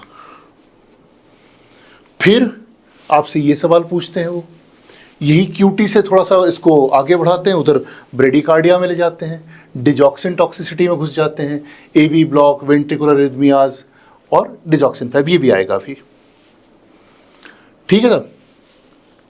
तो ब्रॉड कॉम्प्लेक्स टेकीकार्डिया में कुछ ही चीज़ें हैं जो फिक्स पूछी जाती हैं। आमतौर पे जो क्वेश्चंस आते हैं वो ये हैं कि ईटियोलॉजी क्या है, ब्रॉड कॉम्प्लेक्स टेकीकार्डिया का कॉज क्या है। TCA हो सकते हैं, ट्राइसाइक्लिक एंटी डिप्रेसेंट्स, मीथाडोन, पोटेशियम और प्रीवियस MI। अगर इनमें से कुछ भी मिल रहा है तो VT है। वो कोरिलेट कैसे भी करेगा कॉज, ट्रीटमेंट और रिदम को। तो आपको अगर ये पता हो कि इस कॉज से ये रिदम्स होती हैं और इस रिदम का ये ट्रीटमेंट होता है, तो आप उसे गलत नहीं करोगे, ठीक है साहब। तो अभी तक हमने क्या क्या सीख लिया? अभी तक हमने सीखा कि ECG के क्वेश्चंस हमेशा ECG के नहीं होते, आमतौर पे वो कॉज और ट्रीटमेंट के होते हैं। अभी तक हमने सीखा कि टेकीकार्डिया कैसे पहचानने हैं और उन्हें कैसे मैनेज करना है। वहाँ छोटे छोटे न्यूआंसेस जो क्वेश्चंस को गलत करवाते हैं वो सीखे हमने। QT इंटरवल और उससे क्या क्या खेल होते हैं वो सीखे हमने। QT इंटरवल की लिस्ट मैं आपको दे दूंगा, नहीं तो आपके पास भी होंगी ऑलरेडी। अभी क्लास में क्या क्या बचा है? ब्रेडिकार्डिया बचा है और उसका एल्गोरिदम बचा है, इश्चीमिया और MI बचा है, इलेक्ट्रोलाइट के इम्बैलेंस बचे हैं और इस क्लास के नोट्स बचे हैं। पर अभी तक हम करीब करीब 1 घंटे की पढ़ाई कर चुके हैं। मुझे ये बताओ कि मैंने जो गारंटी दी थी कि ऐसा ECG तुम ना पढ़ोगे दोबारा या पहले कभी, क्या मैंने तुम्हारी प्रॉब्लम सॉल्व की? क्या ये ECG की क्लास जो मैंने एक्सपेक्ट किया था या जो तुमने एक्सपेक्ट किया था उस पर खरी उतरी कि नहीं? क्योंकि मैं भी ईमानदारी से बता रहा हूँ, मैं नीट PG वालों को पहली बार पढ़ा रहा हूँ। मैं डॉक्टरों को 17 साल से पढ़ाता हूँ, पर नीट PG की पढ़ाई मैंने भी पहली बार कराई है। डॉक्टर्स बहुत सारे हैं जिनको मैं क्लिनिकल चीज़ें पढ़ाता हूँ, रियल लाइफ की चीज़ें पढ़ाता हूँ, पर एग्जाम के क्वेश्चन सॉल्व किए मुझे भी बहुत दिन हो गए थे। अब मैं अपनी उस बात पे आता हूँ कि चूंकि एक सेल्स वेबिनार है, तो जो मैंने आपसे कहा था कि मुझे आपके 10-15 मिनट चाहिए होंगे, वो बात भी कर लेता हूँ। हाँ, तो NEET PG is not only about ECG और one subject. NEET PG is about 19 subjects and hundreds of topics. यदि हम PYTs भी कैलकुलेट करने जाएं तो वो सैकड़ों हजारों हो जाते हैं। लेकिन ऐसा लगता है कि नीट PG बहुत कठिन एग्जाम है और उसको पास करने का एक ही तरीका है कि बस हम पूरे 19 के 19 सब्जेक्ट और उनकी सारी किताबें कवर टू कवर याद करके रख लें, तो कोई क्वेश्चन उसके बियॉन्ड जाएगा नहीं और हम निकल जाएंगे या अच्छी से अच्छी रैंक लेके आएंगे। लेकिन ऐसा होता नहीं है, क्योंकि नीट PG ऐसी एग्जाम है नहीं। They don't want you to cram everything. हमारा दिमाग इस चीज़ के लिए बना ही नहीं है कि वो 19 किताबों को वैसा का वैसा याद रख सके। What they don't want to tell you is something else, कि नीट पीजी एग्जॉस्टिव लगती है पर वो एग्जॉस्टिव है नहीं, वो बड़ी प्रेडिक्टेबल एग्जाम है।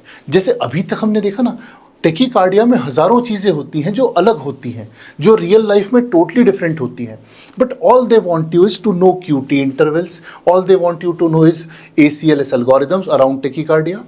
सिमिलरली नीट पीजी में ढेर सारे पैटर्न्स हैं और हमेशा एग्ज़ाम उन्हीं के आसपास घूमती रहती है।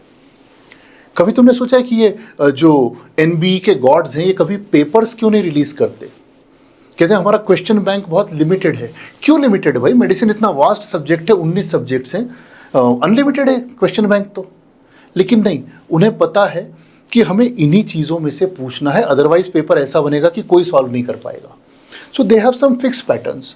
तुम देखना, जब से ये बात होनी शुरू हुई है कि हिंदुस्तान डायबिटीज़ की कैपिटल बन गया है, डायबिटीज़ के सवाल बढ़ गए। जैसी इस बात शुरू हुई है कि ट्यूबरकुलोसिस का एलिमिनेशन हो रहा है कि नहीं हो रहा है, उसके सवाल बढ़ जाएंगे। तो जो भी चीज़ें गवर्नमेंट प्रोग्राम्स में अभी रिसेंट चल रही होंगी वो तुरंत नीट पीजी में आने लग जाएंगी, क्योंकि कहीं ना कहीं ऊपर से इंस्ट्रक्शंस होते हैं कि हाँ इन चीज़ों पे टेस्ट करना है आपको, इंसान को। तो नीट पीजी के कुछ पर्टिकुलर पैटर्न्स हैं जो आप भी पकड़ सकते हो और हमने भी पकड़े हैं। फिर PYTs PYQs तो हैं ही। आज तक भी आधे से ज़्यादा पेपर प्रीवियस ईयर्स टॉपिक्स पे या प्रीवियस ईयर्स पेपर्स पे बेस्ड होता है। एग्जैक्टली क्वेश्चन रिपीट नहीं होता, पर घुमा फिरा के वो हर बार वही की वही बातें पूछ रहे होते हैं। तो सोल्यूशन क्या है? सोल्यूशन ये नहीं है कि 19 की 19 किताबें एक साथ पढ़ी जाएं और रट ली जाएं। सोल्यूशन ये है कि स्मार्ट स्टडी की जाए, जितना पढ़ सकते हैं, याद रख सकते हैं और रिटेन कर सकते हैं वो तो किया ही जाए। लेकिन कुछ जो पैटर्न बेस्ड चीज़ें हैं उन्हें ज़्यादा अच्छे से और ज़्यादा समय देके अलग से पढ़ा जाए, इस पे फोकस करें। इसी पैटर्न को आइडेंटिफाई करके हमने, जब पिछली एग्ज़ाम हुई थी, अभी 25 की जो एग्ज़ाम हुई थी, उसके 1-1.5 महीने पहले एक एक्सपेरिमेंट किया। हमने YouTube पे कुछ 20 लेक्चर बना के डाले, आधे घंटे के। 23 लेक्चर्स थे टोटल। हमने उसको नाम दिया था रैपिड रिकॉल रिवीजन, क्योंकि क्या एग्जाम थोड़ी सी एक्सटेंड हो गई थी, 1-1.5 महीना बचा था। तो हमने जुलाई में कुछ 20-25 वीडियो बनाए। आप में से किसी ने शायद देखे भी हो वीडियोज़। उन वीडियोज़ में हमने न्यूरल लिंकिंग मेथड जैसा एक खेल किया। हमने क्या किया कि एक टॉपिक पकड़ा और उससे रिलेटेड जितनी चीज़ें पूछी जाती हैं उनको आपस में लिंक करते एक आधे घंटे का लेक्चर बनाया। वो रैंडम, वो स्ट्रॉबेरी टंग से स्ट्रॉबेरी वजाइना तक जा रहा है और वहाँ से किसी और स्ट्रॉबेरी पे जा रहा है और किसी और साइन पे जा रहा है, पर वो आधे घंटे के लेक्चर्स ऐसे रहे कि उन 23 लेक्चर्स में से कुल जमा 10-11 घंटे के कंटेंट में से आधा प्री पीजी का पेपर आया। 97, actually more than 97 questions were asked from those 10 hours of classes. What we did was we captured patterns, we captured PYTs and we converted them into 20 lectures. और वो 20 lecture आधे घंटे के आधा paper cover कर लिए NEET PG का। और आप समझ सकते हो कि नीट पीजी का आधा पेपर कितना कीमती होता है। नीट पीजी का एक क्वेश्चन आपकी रैंक को 40,000 से 30,000 तक और पता नहीं कहाँ तक पहुँचा सकता है। तो हमने सोचा कि इसी चीज़ को अब आगे बढ़ाते हुए एक प्रॉपर कोर्स बनाया जाए, and we named that course as rank booster course. What we have done in this course is कि हमने सब्जेक्ट्स को, 19 सब्जेक्ट्स के कुछ टॉपिक्स को जो हाई यील्ड टॉपिक्स हैं उन्हें लेकर उन्हें सिस्टम वाइज जमाया है और उस एक सिस्टम से रिलेटेड चीज़ों को आपस में पिरो के लेक्चर्स बनाए हैं। फॉर एग्जांपल, अगर हम रेस्पिरेटरी की बात करें तो हम रेस्पिरेटरी सिस्टम को पकड़ेंगे और रेस्पिरेटरी सिस्टम की एनाटमी का कोई सवाल, PSM का कोई सवाल, फॉर दैट मैटर अगर फॉरेंसिक का भी कोई सवाल आ गया कि व्यक्ति को डुबो दिया गया था और ड्राउनिंग के बाद उसके लंग्स में पानी था कि नहीं था, उसको भी हम रेस्पिरेटरी में कवर कर लेंगे। तो ऐसा बिल्कुल नहीं है कि हम 19 सब्जेक्ट और 801 घंटा और ये और वो इतना सारा हम नहीं पढ़ा रहे और नहीं पढ़ा सकते। और हम ये भी नहीं कह रहे कि आपकी करंट स्टडी का रिप्लेसमेंट है, ये आपकी करंट स्टडी का कॉम्प्लीमेंट हो सकता है। आप जो भी जिस मेथड से पढ़ रहे हैं उससे पढ़ते रहें, लेकिन साथ में हमारे आधे आधे एक एक घंटे के लेक्चर्स भी देखते रहें। तो हमारा किसी प्लेटफॉर्म से कोई कंपटीशन नहीं है। They are big people and they are doing real good work. हमने भी उनसे उनके कोर्सेज देखे हैं और अच्छे हैं, और हमारे भी बहुत सारे लोग उनसे पढ़े हैं। लेकिन हम ये कहते हैं कि हमारे कोर्स को आप उसके साथ पढ़ें। ये जो 800 घंटे और 19 सब्जेक्ट आप जहाँ से पढ़ रहे हैं वो पढ़ते रहें, लेकिन उसके साथ हमारे लेक्चर्स भी पढ़ें। तो ये कोर्स 800 घंटे का नहीं होगा, इसमें हम पूरे 19 सब्जेक्ट एक साथ नहीं पढ़ाएंगे। ये अपने आप में फुल मील नहीं है, ये प्रोटीन बार है या प्रोटीन शेक है, जो कि एक हाई यील्ड टॉपिक्स आपको दे देगा। कि आपको अगर आज पढ़ने का मन नहीं है, आपका पूरा दिन वेस्ट हुआ है, लेकिन आपने रात को भी यदि आधा घंटा पढ़ लिया, हमारा एक लेक्चर सुन लिया, वॉक करते में सुन लिया, जॉग करते में सुन लिया, तो भी आपके दिमाग में कुछ रिटेन हो जाएगा। और वो रिटेन हुआ यदि एग्जाम में आ गया, तो हमारे एक एक लेक्चर में से, हमारे आधे आधे घंटे के एक एक लेक्चर्स में से 3-3, 4-4, 5-5 क्वेश्चंस आए हैं, सीधे सीधे भी आए हैं। तो ये आपके रेगुलर स्टडी का रिप्लेसमेंट नहीं है, ये कोई मैजिक पिल नहीं है। ऐसा नहीं कह रहा मैं कि इसी को पढ़ लो और कुछ मत पढ़ना, नहीं भैया, जो पढ़ रहे हो वो पढ़ते रहना, उसके साथ हमारे भी जो 25-30 घंटे हम पढ़ाएंगे वो भी पढ़ लेना। ठीक है साहब? तो ऐसा भी नहीं है कि इसको तुम देख के और भूल जाओ, इसको तुम्हें देखना है और बार बार रिवाइज करते रहना है। तो तुम इसे कैसे यूज़ कर सकते हो कि मान लो तुम किसी बड़े प्लेटफॉर्म से पढ़ रहे हो, उससे तुम एंडोक्राइनो शुरू करने वाले हो, उसको शुरू करने के पहले हमारा 1-1.5 घंटे का लेक्चर सुन लो, तो तुम्हें पता है कि आगे के जो 15 घंटे तुम पढ़ने वाले हो वहाँ से, उसमें क्या क्या पॉइंट्स इंपॉर्टेंट हैं जो पूछे गए हैं। फिर एक बार तुम 15 घंटे वहाँ से पढ़ो, फिर एक बार हमारा वाला फिर से रिवाइज कर लो, क्योंकि वो 800 घंटे तुम पढ़ तो लोगे साल भर, पर रिवाइज कैसे करोगे? रिवाइज तुम्हें हमारे सिस्टम से करना रहेगा। तो तुम एक बार उसके पहले सुन लो, एक बार उसके बाद में सुन लो, और तुम्हें वो जो 15 प्लस एक्स्ट्रा 1-1.5 घंटा लगा है, that will make your retention way better than what it is right now. तो ये कोर्स रिप्लेसमेंट नहीं है, कॉम्प्लीमेंट्री है। ये कोर्स बेसिकली तुम्हारी रैंक को मल्टीप्लाई कर सकता है, और तुम जानते हो कि एक एक क्वेश्चन कितना मैटर करता है।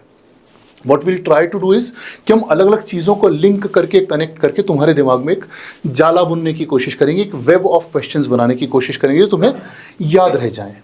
हमने बेसिकली पिछले 8-10 सालों के प्रीवियस पेपर्स को डिकोड करने की कोशिश की है, उनके पैटर्न्स निकालने की कोशिश की है, और उनके बेसिस पे अपना कंटेंट क्रिएट करने की कोशिश की है। प्रैक्टिकली हमारे कोर्स की कीमत इतनी कम है कि आज तक का शायद तुम्हारे पेरेंट्स का सबसे स्मार्टेस्ट इन्वेस्टमेंट होगा, जो शायद तुम्हारे जो 40 लाख लगने वाले थे उन्हें 4 लाख में कन्वर्ट कर देगा। तुम समझ सकते हो मैं क्या कह रहा हूँ, ठीक है ना? तो this course can actually save your fathers 36 lakh rupees. ये कोर्स आपके लिए बिल्कुल नहीं है यदि आप सुपर इंटेलिजेंट हैं, जीनियस हैं, ब्रिलियंट हैं, ऑलरेडी अंडर 1000 की रैंक में हैं, आपको एम्स से रेडियो चाहिए था और रेडियो नहीं मिल रहा था, मेडिसिन मिल रहा था, आप रैंक इंप्रूव कर रहे हैं। बिल्कुल ऐसा नहीं, हमारा कोर्स आपके लिए बिल्कुल नहीं है, प्लीज़ ना खरीदें। हमारा कोर्स एवरेज लोगों के द्वारा बनाया गया, एवरेज लोगों के लिए है। न मैं कोई जीनियस ब्रिलियंट डॉक्टर हूँ, न हमारी फैकल्टीज़ हैं, पर हम एवरेज लोग हैं जो स्ट्रगल करके आए हैं, बहुत एवरेज रैंक से सिलेक्ट हुए हैं, बस हमने अपनी रैंक्स इम्प्रूव की हैं। हम यही चाहते हैं कि आपकी भी रैंक यदि पिछली वाली एग्ज़ाम में पीछे आई थी तो आपको अपने मनपसंद की ब्रांच मिल जाए, या पसंद की ब्रांच पसंद के कॉलेज से मिल जाए। So what we are trying to do is कि हम आपकी रैंक को इम्प्रूव करने की कोशिश कर रहे हैं। हम आपको टॉपर नहीं बना सकते, और हम ये नहीं कह रहे कि सिर्फ इसको पढ़ के आपका सिलेक्शन हो जाएगा, ठीक है साहब? अगर आप ये सोच रहे हो कि सिंगल सोर्स है कि बस यही 40-50 घंटे पढ़ लिया और निकल जाएगी, तो ना निकलेगी भैया। अपना जो पढ़ रहे हो पढ़ना पड़ेगा, पर इससे इम्प्रूवमेंट होगा, ठीक है? यदि आपको लगता है कि एक ही कोर्स से सारी समस्याएं सॉल्व हो जाएंगी, तो नहीं होंगी। ये कोर्स उस व्यक्ति के लिए है जो मेरे जैसा एवरेज बच्चा है, जो बहुत सारा पढ़ता है पर उसे रिटेन नहीं होता है। ये कोर्स उस बच्चे के लिए है, उस बच्चे के लिए है जो अपनी 5 डिजिट की रैंक को 4 डिजिट में कन्वर्ट करना चाहता है, या 4 से 3 की तरफ सोच रहा है।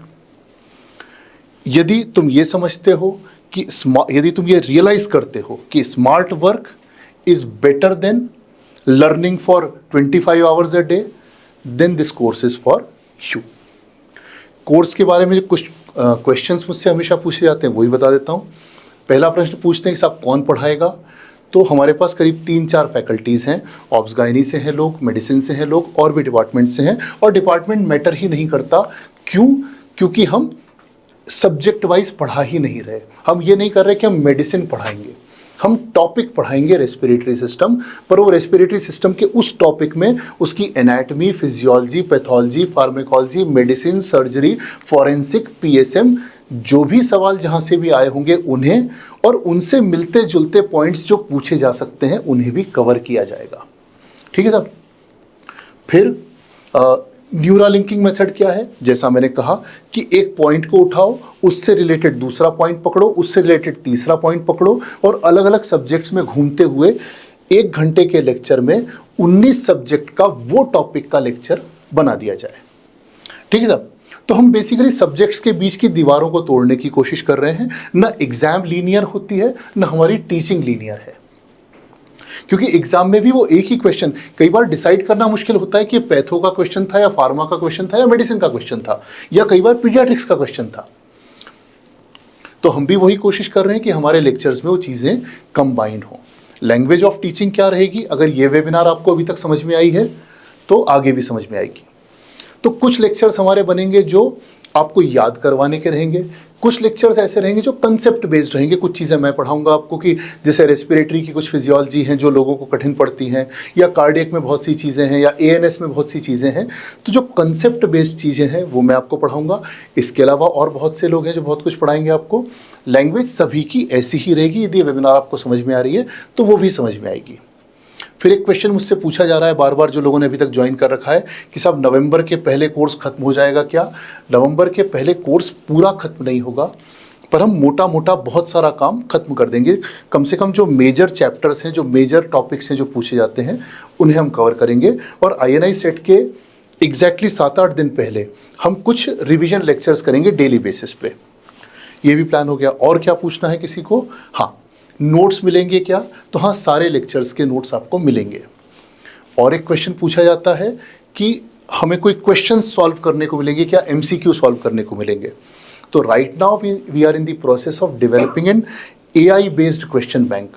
हम क्या कर रहे हैं कि जितने प्रीवियस ईयर्स क्वेश्चंस हैं उन्हें AI को खिला के, और साथ में एक सिस्टम बना रहे हैं कि अभी रेडी नहीं है, पर जब वो बन जाएगा तो यदि आप ये कोर्स परचेज करेंगे तो आपको भी मिलेगा कि आप एक टॉपिक डालें। मान लीजिए आपने वाइटामिन्स डाला, और आपको वाइटामिन्स पे based PYQs plus similar questions that can be asked will be given to you.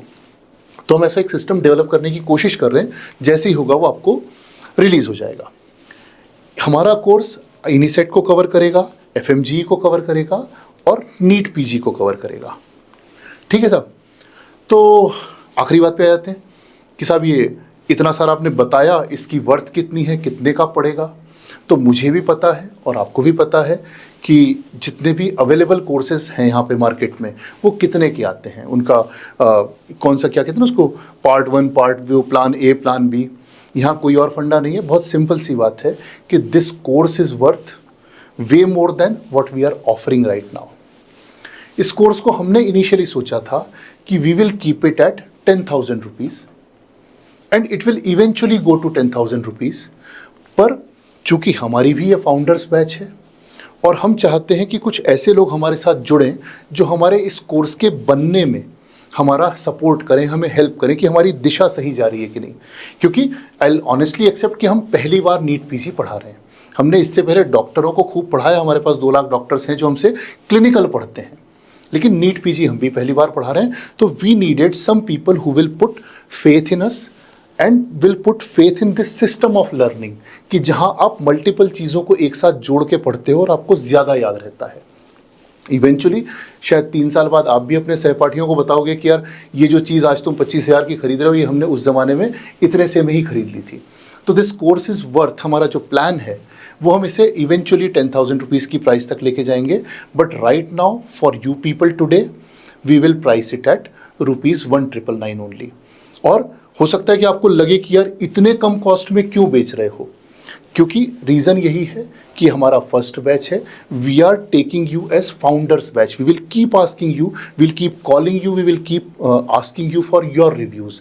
That is why we want to keep the price so low कि तुम्हें ये न लगे कि भाई हमने बहुत सारे पैसे दे के ख़रीदा है।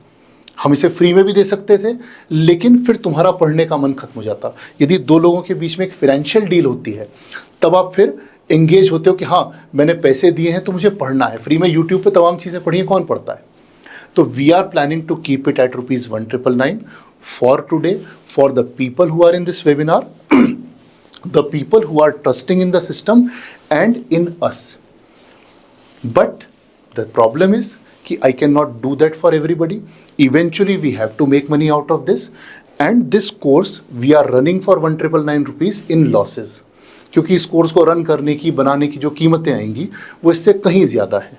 तो हमने तय किया था कि हम इस कोर्स को पहले 1000 बच्चों को 1999 में दे देंगे, ₹2000 के अंदर दे देंगे, और उस 1000 बच्चों में से हमारे इस समय तक लगभग 927 लोग इकट्ठे हो चुके हैं।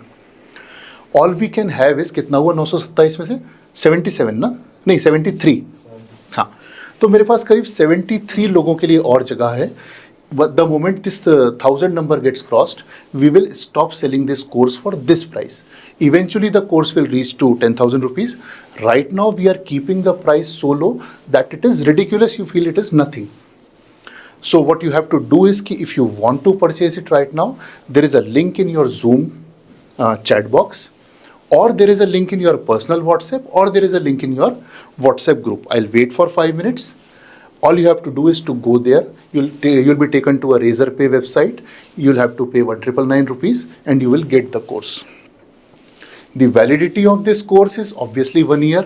लेट्स नॉट टॉक कि अगर हमारा नहीं हुआ तो क्या होगा, पर नहीं भी हुआ तो कोर्स तुम्हारे पास रहेगा, मत चिंता करो.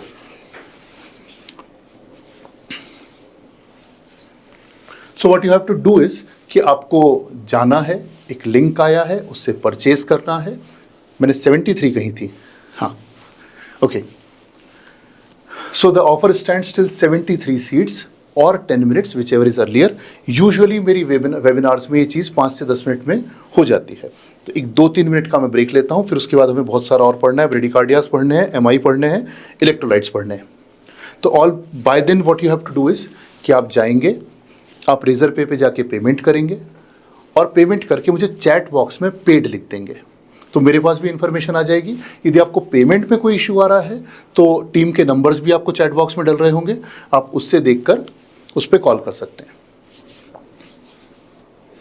तो मैं 1-2 मिनट वेट करता हूँ, पानी पीता हूँ, तब तक आप लोग परचेज करके चैट बॉक्स में मुझे पेड लिख दें, and then we'll start the next part.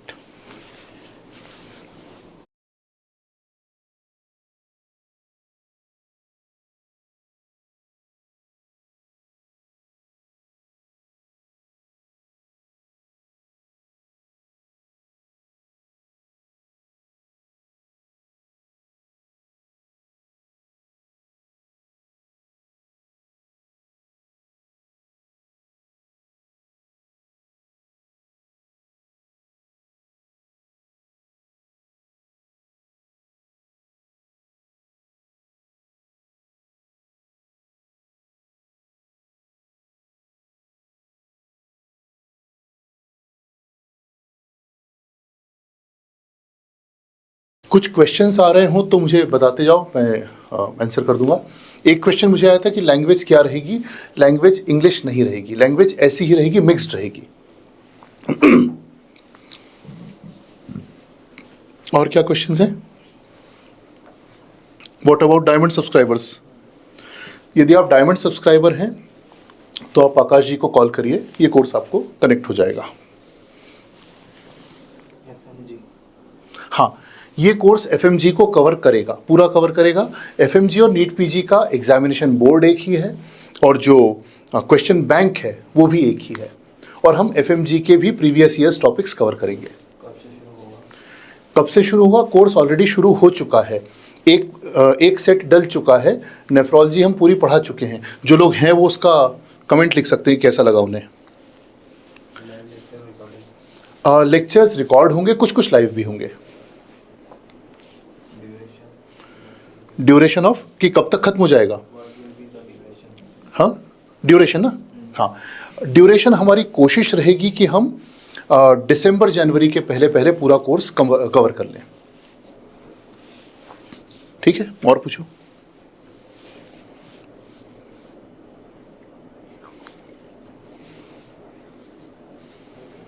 कुछ क्वेश्चन हो तो आप लोग उधर से भी मुझे उसमें माइक पे बोल सकते हो. हाँ, मतलब एक लेक्चर कितनी देर का? एक लेक्चर कितनी देर का रहेगा?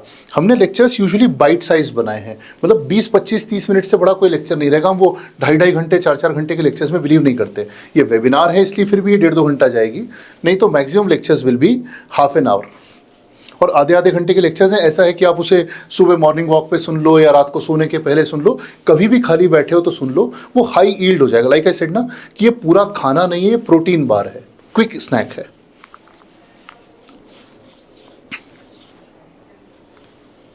और कुछ प्रश्न? So what you have to do is कि जूम चैट में से आपको लिंक पकड़ना है, उस पर जाना है, पेमेंट करना है and you have to come back. और ये तो मैंने आंसर कर दिए सारे, और क्या है? हाँ, नोट्स मिलेंगे, हर लेक्चर के नोट्स मिलेंगे। जैसे ही एक टॉपिक कवर होगा, जैसे नेफ्रोलॉजी खत्म हुआ, नेफ्रोलॉजी के नोट्स डल जाएंगे। नोट्स में उन लेक्चर्स का पूरा कंटेंट रहेगा जिसको कि आप याद कर सको।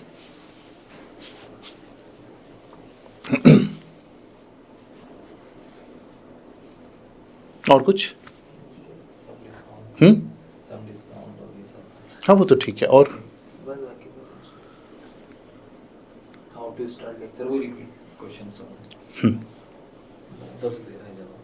अच्छा, वो आंसर करें?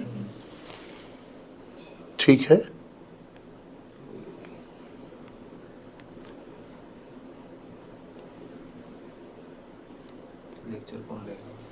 लेक्चर कौन लेगा? We have 4 people. कुछ लेक्चर्स मैं लूँगा, बहुत सारे लेक्चर्स डॉक्टर आकाश लेंगे, इसके अलावा डॉक्टर ऐश्वर्य लेंगे और डॉक्टर शाजी भी कुछ कुछ चीज़ें पढ़ाएंगी डिपेंडिंग ऑन द टॉपिक्स।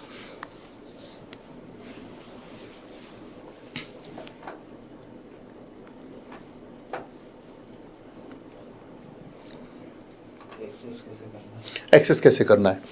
एक बार आप परचेज कर लेंगे, उसके बाद हमें आपको हमारी मोबाइल ऐप डाउनलोड करनी रहेगी। वैसे आपको टीम की तरफ से कॉल्स आ जाएंगे, मैसेजेस आ जाएंगे, you will get to know automatically, but still आपको हमारी मोबाइल ऐप डाउनलोड करनी पड़ेगी।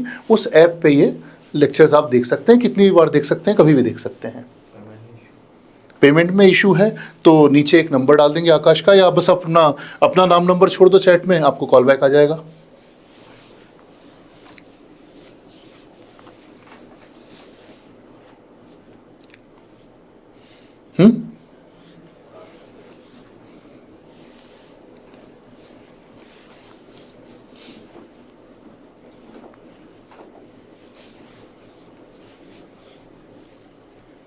By what time all Q part will be updated?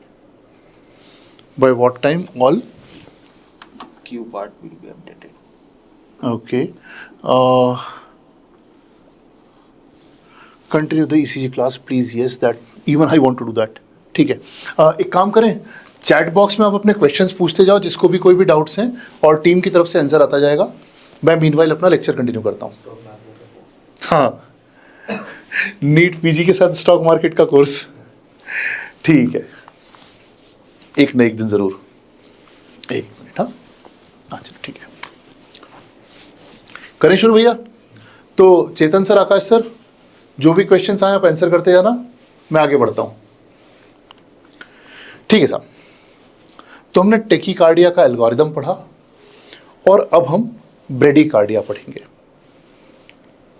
ठीक है साहब, bradycardia, the moment you see the heart rate, हमने हार्ट रेट देखना सीखना शुरू किया था, वहीं से हमने कहानी शुरू की थी कि सबसे पहले हार्ट रेट देख के डिसाइड करेंगे कि ये एरिथमिया हायर साइड जा रहा है, टेकीकार्डिया की तरफ जा रहा है या ब्रेडी की तरफ जा रहा है। अब आपने हार्ट रेट देख ली, हार्ट रेट कम है।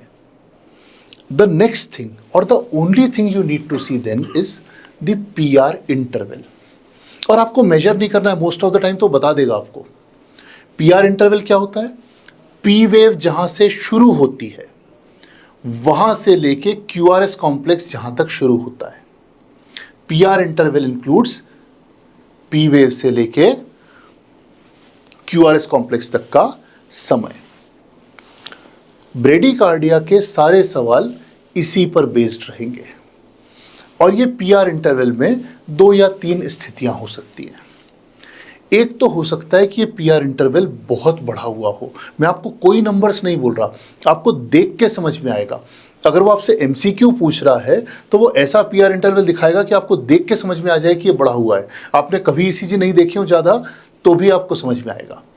जैसे अपने अभी तक जितने भी ECG देखे, इसका PR इंटरवल देखो, ये यहाँ से पी वेव शुरू हुई है, इतनी देर खाली बैठे रहे, फिर क्यू आर एस कॉम्प्लेक्स आया। ये देखो, यहाँ से पी वेव शुरू हुई, इतना समय खाली बैठे रहे, फिर क्यू आर एस कॉम्प्लेक्स आया। इसमें देखो, तो अगर पी आर इंटरवल बहुत ज़्यादा बढ़ा हुआ है और रेगुलरली बढ़ा हुआ है, मतलब रिदम पूरी रेगुलर है, बस एक ही प्रॉब्लम है कि पी आर इंटरवल बढ़ा हुआ है। मुझे नहीं लगता कि ऐसा क्वेश्चन कभी आपसे पूछा जाएगा इतना आसान, पर एक आध बार कभी पूछा गया है। अगर पी आर इंटरवल बढ़ा हुआ है और काफ़ी लंबा बढ़ा हुआ है और बाकी सब ठीक है, बाकी सब रेगुलर है, then this is first degree heart block. आया समझ में? इतनी सी चीज़ पूछेंगे तुमसे कि पी आर इंटरवल बढ़ा हुआ है और बहुत बढ़ा हुआ है, and that will be first degree heart block. I hope कि ये क्वेश्चन ना तुमसे कभी पूछा जाए तो बहुत ही अच्छा है। What they want to ask you is variable PR intervals. So the moment you see bradycardia, the next thing you need to see is PR intervals and their regularity. अब PR इंटरवल दो तरह से हो सकता है। एक तो ये कि नॉर्मल बढ़ा और फिर एक बीट गायब हो गई। ध्यान से देखना, इसका पी आर इंटरवल छोटा सा, इसमें बढ़ गया, इसमें और बढ़ गया, और फिर इतना बढ़ गया कि एक बीट आई ही नहीं बीच में, और फिर से वापस छोटे पी आर से साइकिल शुरू हुई। फिर से देखो, पी आर इंटरवल बढ़ा और बीट मिस हुई।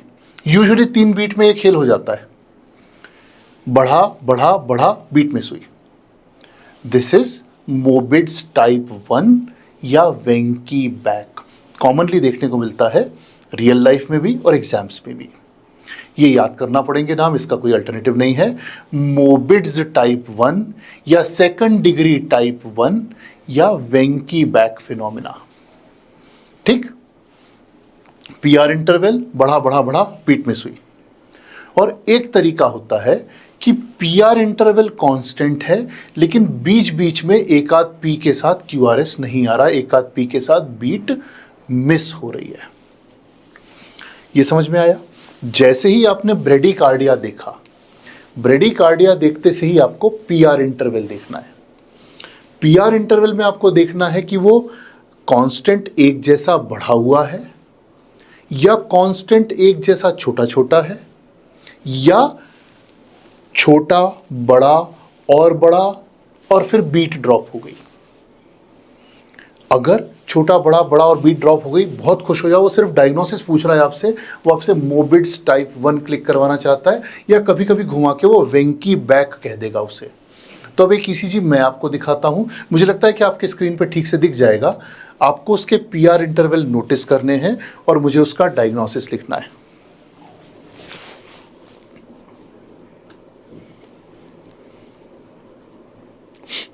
और पूरा लिखने की जरूरत नहीं है, आप टाइप 1 लिख दो, 1 लिख दो, वेंकी बैक लिखना है W लिख दो, टाइप 2 लिखना है 2 लिख दो। ठीक है। कैसे पहचानेंगे? हटा दो। ये देखो, पी आर इंटरवल नॉर्मल सा है, थोड़ा सा बढ़ा, फिर एक बीट मिस हुई। अच्छा, याद रखना, ये भले 12 लीड हैं पर ये एक के पीछे एक चलती हैं, ये अपने आप में एक ही रिदम है। इसमें देख लो, रिदम स्ट्रिप में बढ़ा और फिर एक बीट मिस हुई, फिर नॉर्मल, फिर बढ़ा बीट मिस हुई। वेंकी बैक अगर पूछ लिया तो तुमसे लकी कोई इंसान नहीं है, तुमसे अच्छा कोई एग्जाम नहीं हुआ, क्योंकि ये सिंपल चीज़ है, टाइप 1 और वेंकी बैक, और ज़्यादातर लोग इसे गलत करके आएंगे। सबसे ज़्यादा कंफ्यूज लोग दूसरी चीज़ में होते हैं, लेकिन हम जो तरीका सीखेंगे उसके बाद तुम कभी कंफ्यूज नहीं होगे।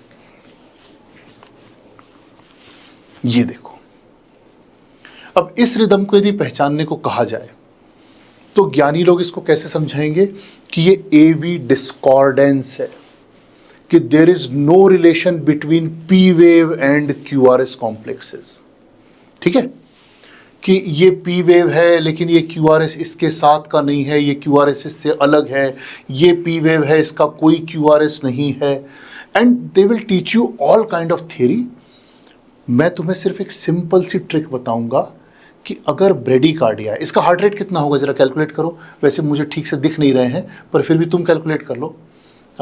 1 2 3 4 बॉक्सेस क्लियर नहीं समझ में आ रहा है, पर फिर भी मोटे तौर पे देखा जाए तो इसका हार्ट रेट कितना होगा। 7 8 बक्से तो होंगे इसमें। कितने बॉक्सेस होंगे दिख रहे हैं तुमको, है ना? 7 8 बॉक्सेस होंगे छोटे छोटे से, है ना? 1 2 3 4 5 6 7 8, हाँ बहुत सारे होंगे, है ना? 10 11 बॉक्सेस हैं।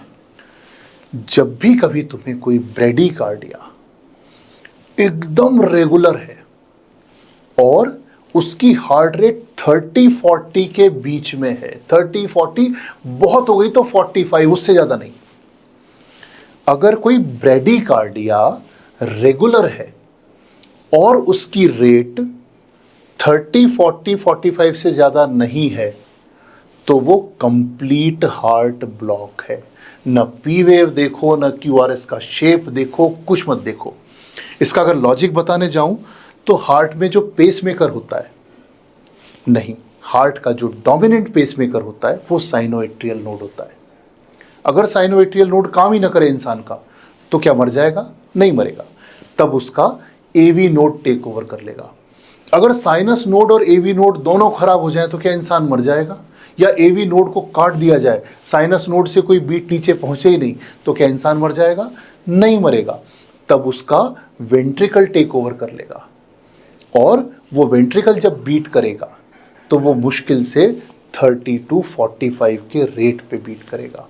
This is called as complete heart block. कि जब एवी नोड से पूरा कट ऑफ हो गया है, नीचे कोई सिग्नल नहीं आ रहा है, तो वेंट्रिकल सिर्फ अपनी मर्जी से थोड़ा थोड़ा बीट करता है।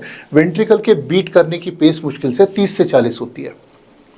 तो अगर आपको ब्रेडिकार्डिया मिल गया जो कि 30 से 40 की हार्ट रेट का है और बिल्कुल रेगुलर है, then it is complete heart block या 3rd डिग्री हार्ट ब्लॉक। अगर ब्रेडिकार्डिया है और क्यूआरएस में ग्रुपिंग दिख रही है आपको, अब मैं फिर से पीछे लेके जाता हूं, क्यूआरएस में ग्रुपिंग दिख रही है, ये 2 3 एक साथ, फिर थोड़े से दूर दूर, फिर 2 3 एक साथ, फिर थोड़े से दूर दूर। अगर ब्रेडिकार्डिया के साथ ग्रुपिंग दिख रही है तो वो 2nd डिग्री है, मोबिट्स टाइप 1 या वेंकीबैक या फिर मोबिट्स टाइप 2। फिर से समझो, अगर ब्रेडिकार्डिया है, बिल्कुल स्लो है और रेगुलर है, तो कंप्लीट हार्ट ब्लॉक है या 3rd डिग्री हार्ट ब्लॉक है। मत ढूंढो एवी कॉन्कॉर्डेंस और डिस्कॉर्डेंस और ये वो, मुझे तो आते नहीं सब। अगर ब्रेडिकार्डिया है और क्यूआरएसएस में ग्रुपिंग है तो 2nd डिग्री हार्ट ब्लॉक है। वेंकीबैक भी हो सकता है और मोबिट्स 2 भी हो सकता है, वो हम पीआर इंटरवल से देखेंगे। लेकिन ब्रेडिकार्डिया इन 2 चीजों से डिसाइड हो जाता है। क्वेश्चंस क्या पूछेगा ब्रेडिकार्डिया के? क्वेश्चंस में वो पूछेगा कि कॉज में घुस जाएगा, वो तुम्हें हाइपोथर्मिया में ले जाएगा, वो तुम्हें मेटोप्रोलॉल का ओवरडोज करा देगा, वो तुम्हें कोई भी ऐसी दवा दिलवा देगा जिससे ब्रेडिकार्डिया होता हो, वो पोटेशियम में घुस जाएगा। और then he will ask about कि ट्रीट कैसे करोगे। तो मोस्टली ईसीजी में ट्रीटमेंट हमेशा, क्वेश्चन हमेशा कॉज और ट्रीटमेंट से रिलेटेड है। It has nothing to do with ECG. ECG is just a prop. तो ब्रेडिकार्डिया अगर हार्ट रेट स्लो है तो देखेंगे कि रेगुलर है कि इरेगुलर है। अगर रेगुलर है और वेरी स्लो है तो then it is what? Complete 3rd degree heart block. फिर से समझो, ब्रेडिकार्डिया है और रेगुलर है, रेगुलर ब्रेडिकार्डिया लेकिन बहुत स्लो नहीं है, नॉर्मल सी रेट है, लेकिन पीआर इंटरवल बहुत बढ़ा हुआ है, तो 1st degree heart block. Slowly चलो थोड़ा सा। ब्रेडिकार्डिया है, हार्ट रेट स्लो है लेकिन रेगुलर है, रेगुलर ब्रेडिकार्डिया है, उसकी रेट नॉर्मल है मतलब 55 60 या इवन 80 की भी हार्ट रेट है, लेकिन पीआर इंटरवल बहुत बड़ा है, 1st डिग्री हार्ट ब्लॉक। अगर रेगुलर ब्रेडिकार्डिया और हार्ट रेट बिल्कुल 30 40 के बीच में चल रही है तो 3rd डिग्री या कंप्लीट हार्ट ब्लॉक है। इर्रेगुलर है, पीआर बढ़ता जा रहा है, एक में ज़्यादा, उससे ज़्यादा, फिर उससे ज़्यादा और ड्रॉप हुई, then it is 2nd degree type 1 या मोबिट्स या वेंकीबैक। पीआर कांस्टेंट है और एक बीट ड्रॉप होती है तो 2nd डिग्री टाइप 2। ये समझ में आया टेबल? स्क्रीनशॉट मत लेना, पूरा मिल जाएगा तुमको वैसा ही। आया?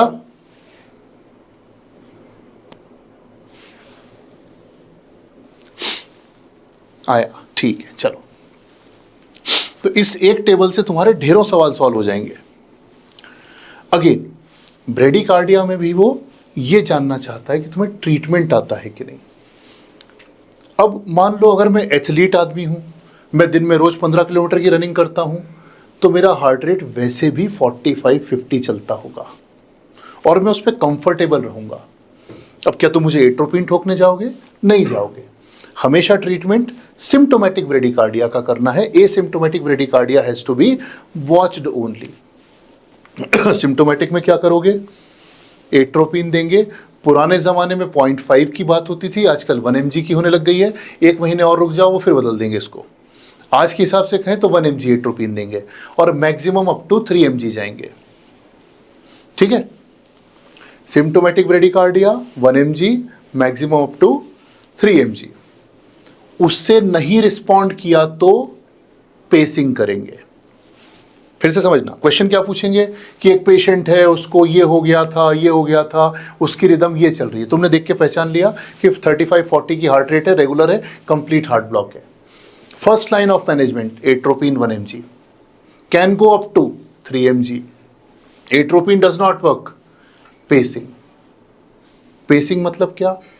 हार्ट में एक छोटा सा बिजली का तार डालेंगे और उससे पेस कर देंगे उसे। सॉरी, 2 तरह से पेसिंग होती है, एक ट्रांसक्यूटेनियस और एक ट्रांसवीनस।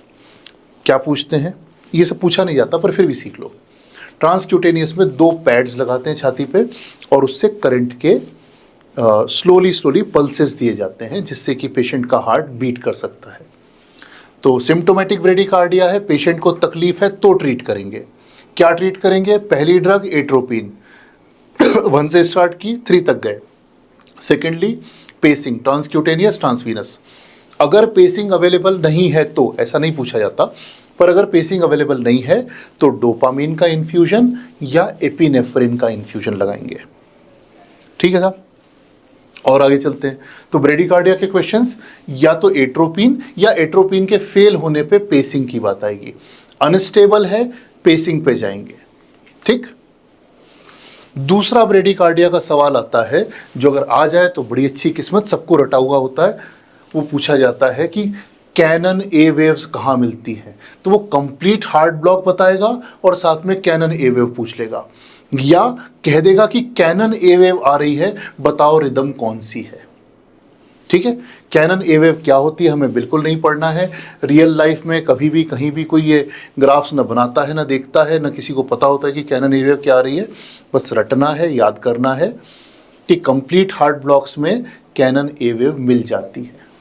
ठीक है, और क्या एंगल्स से घुमा के पूछते हैं ब्रेडिकार्डिया को? वो ब्रेडिकार्डिया में कई बार पूछते हैं कि कॉज और मैनेजमेंट का एंगल। फिर वही बात कि सीधा सीधा ब्रेडिकार्डिया आप नहीं पूछेंगे, वो एक बीमारी पकड़ेंगे और उसका ट्रीटमेंट पूछेंगे। ब्रेडिकार्डिया बीच में एक प्रॉप हो जाएगा।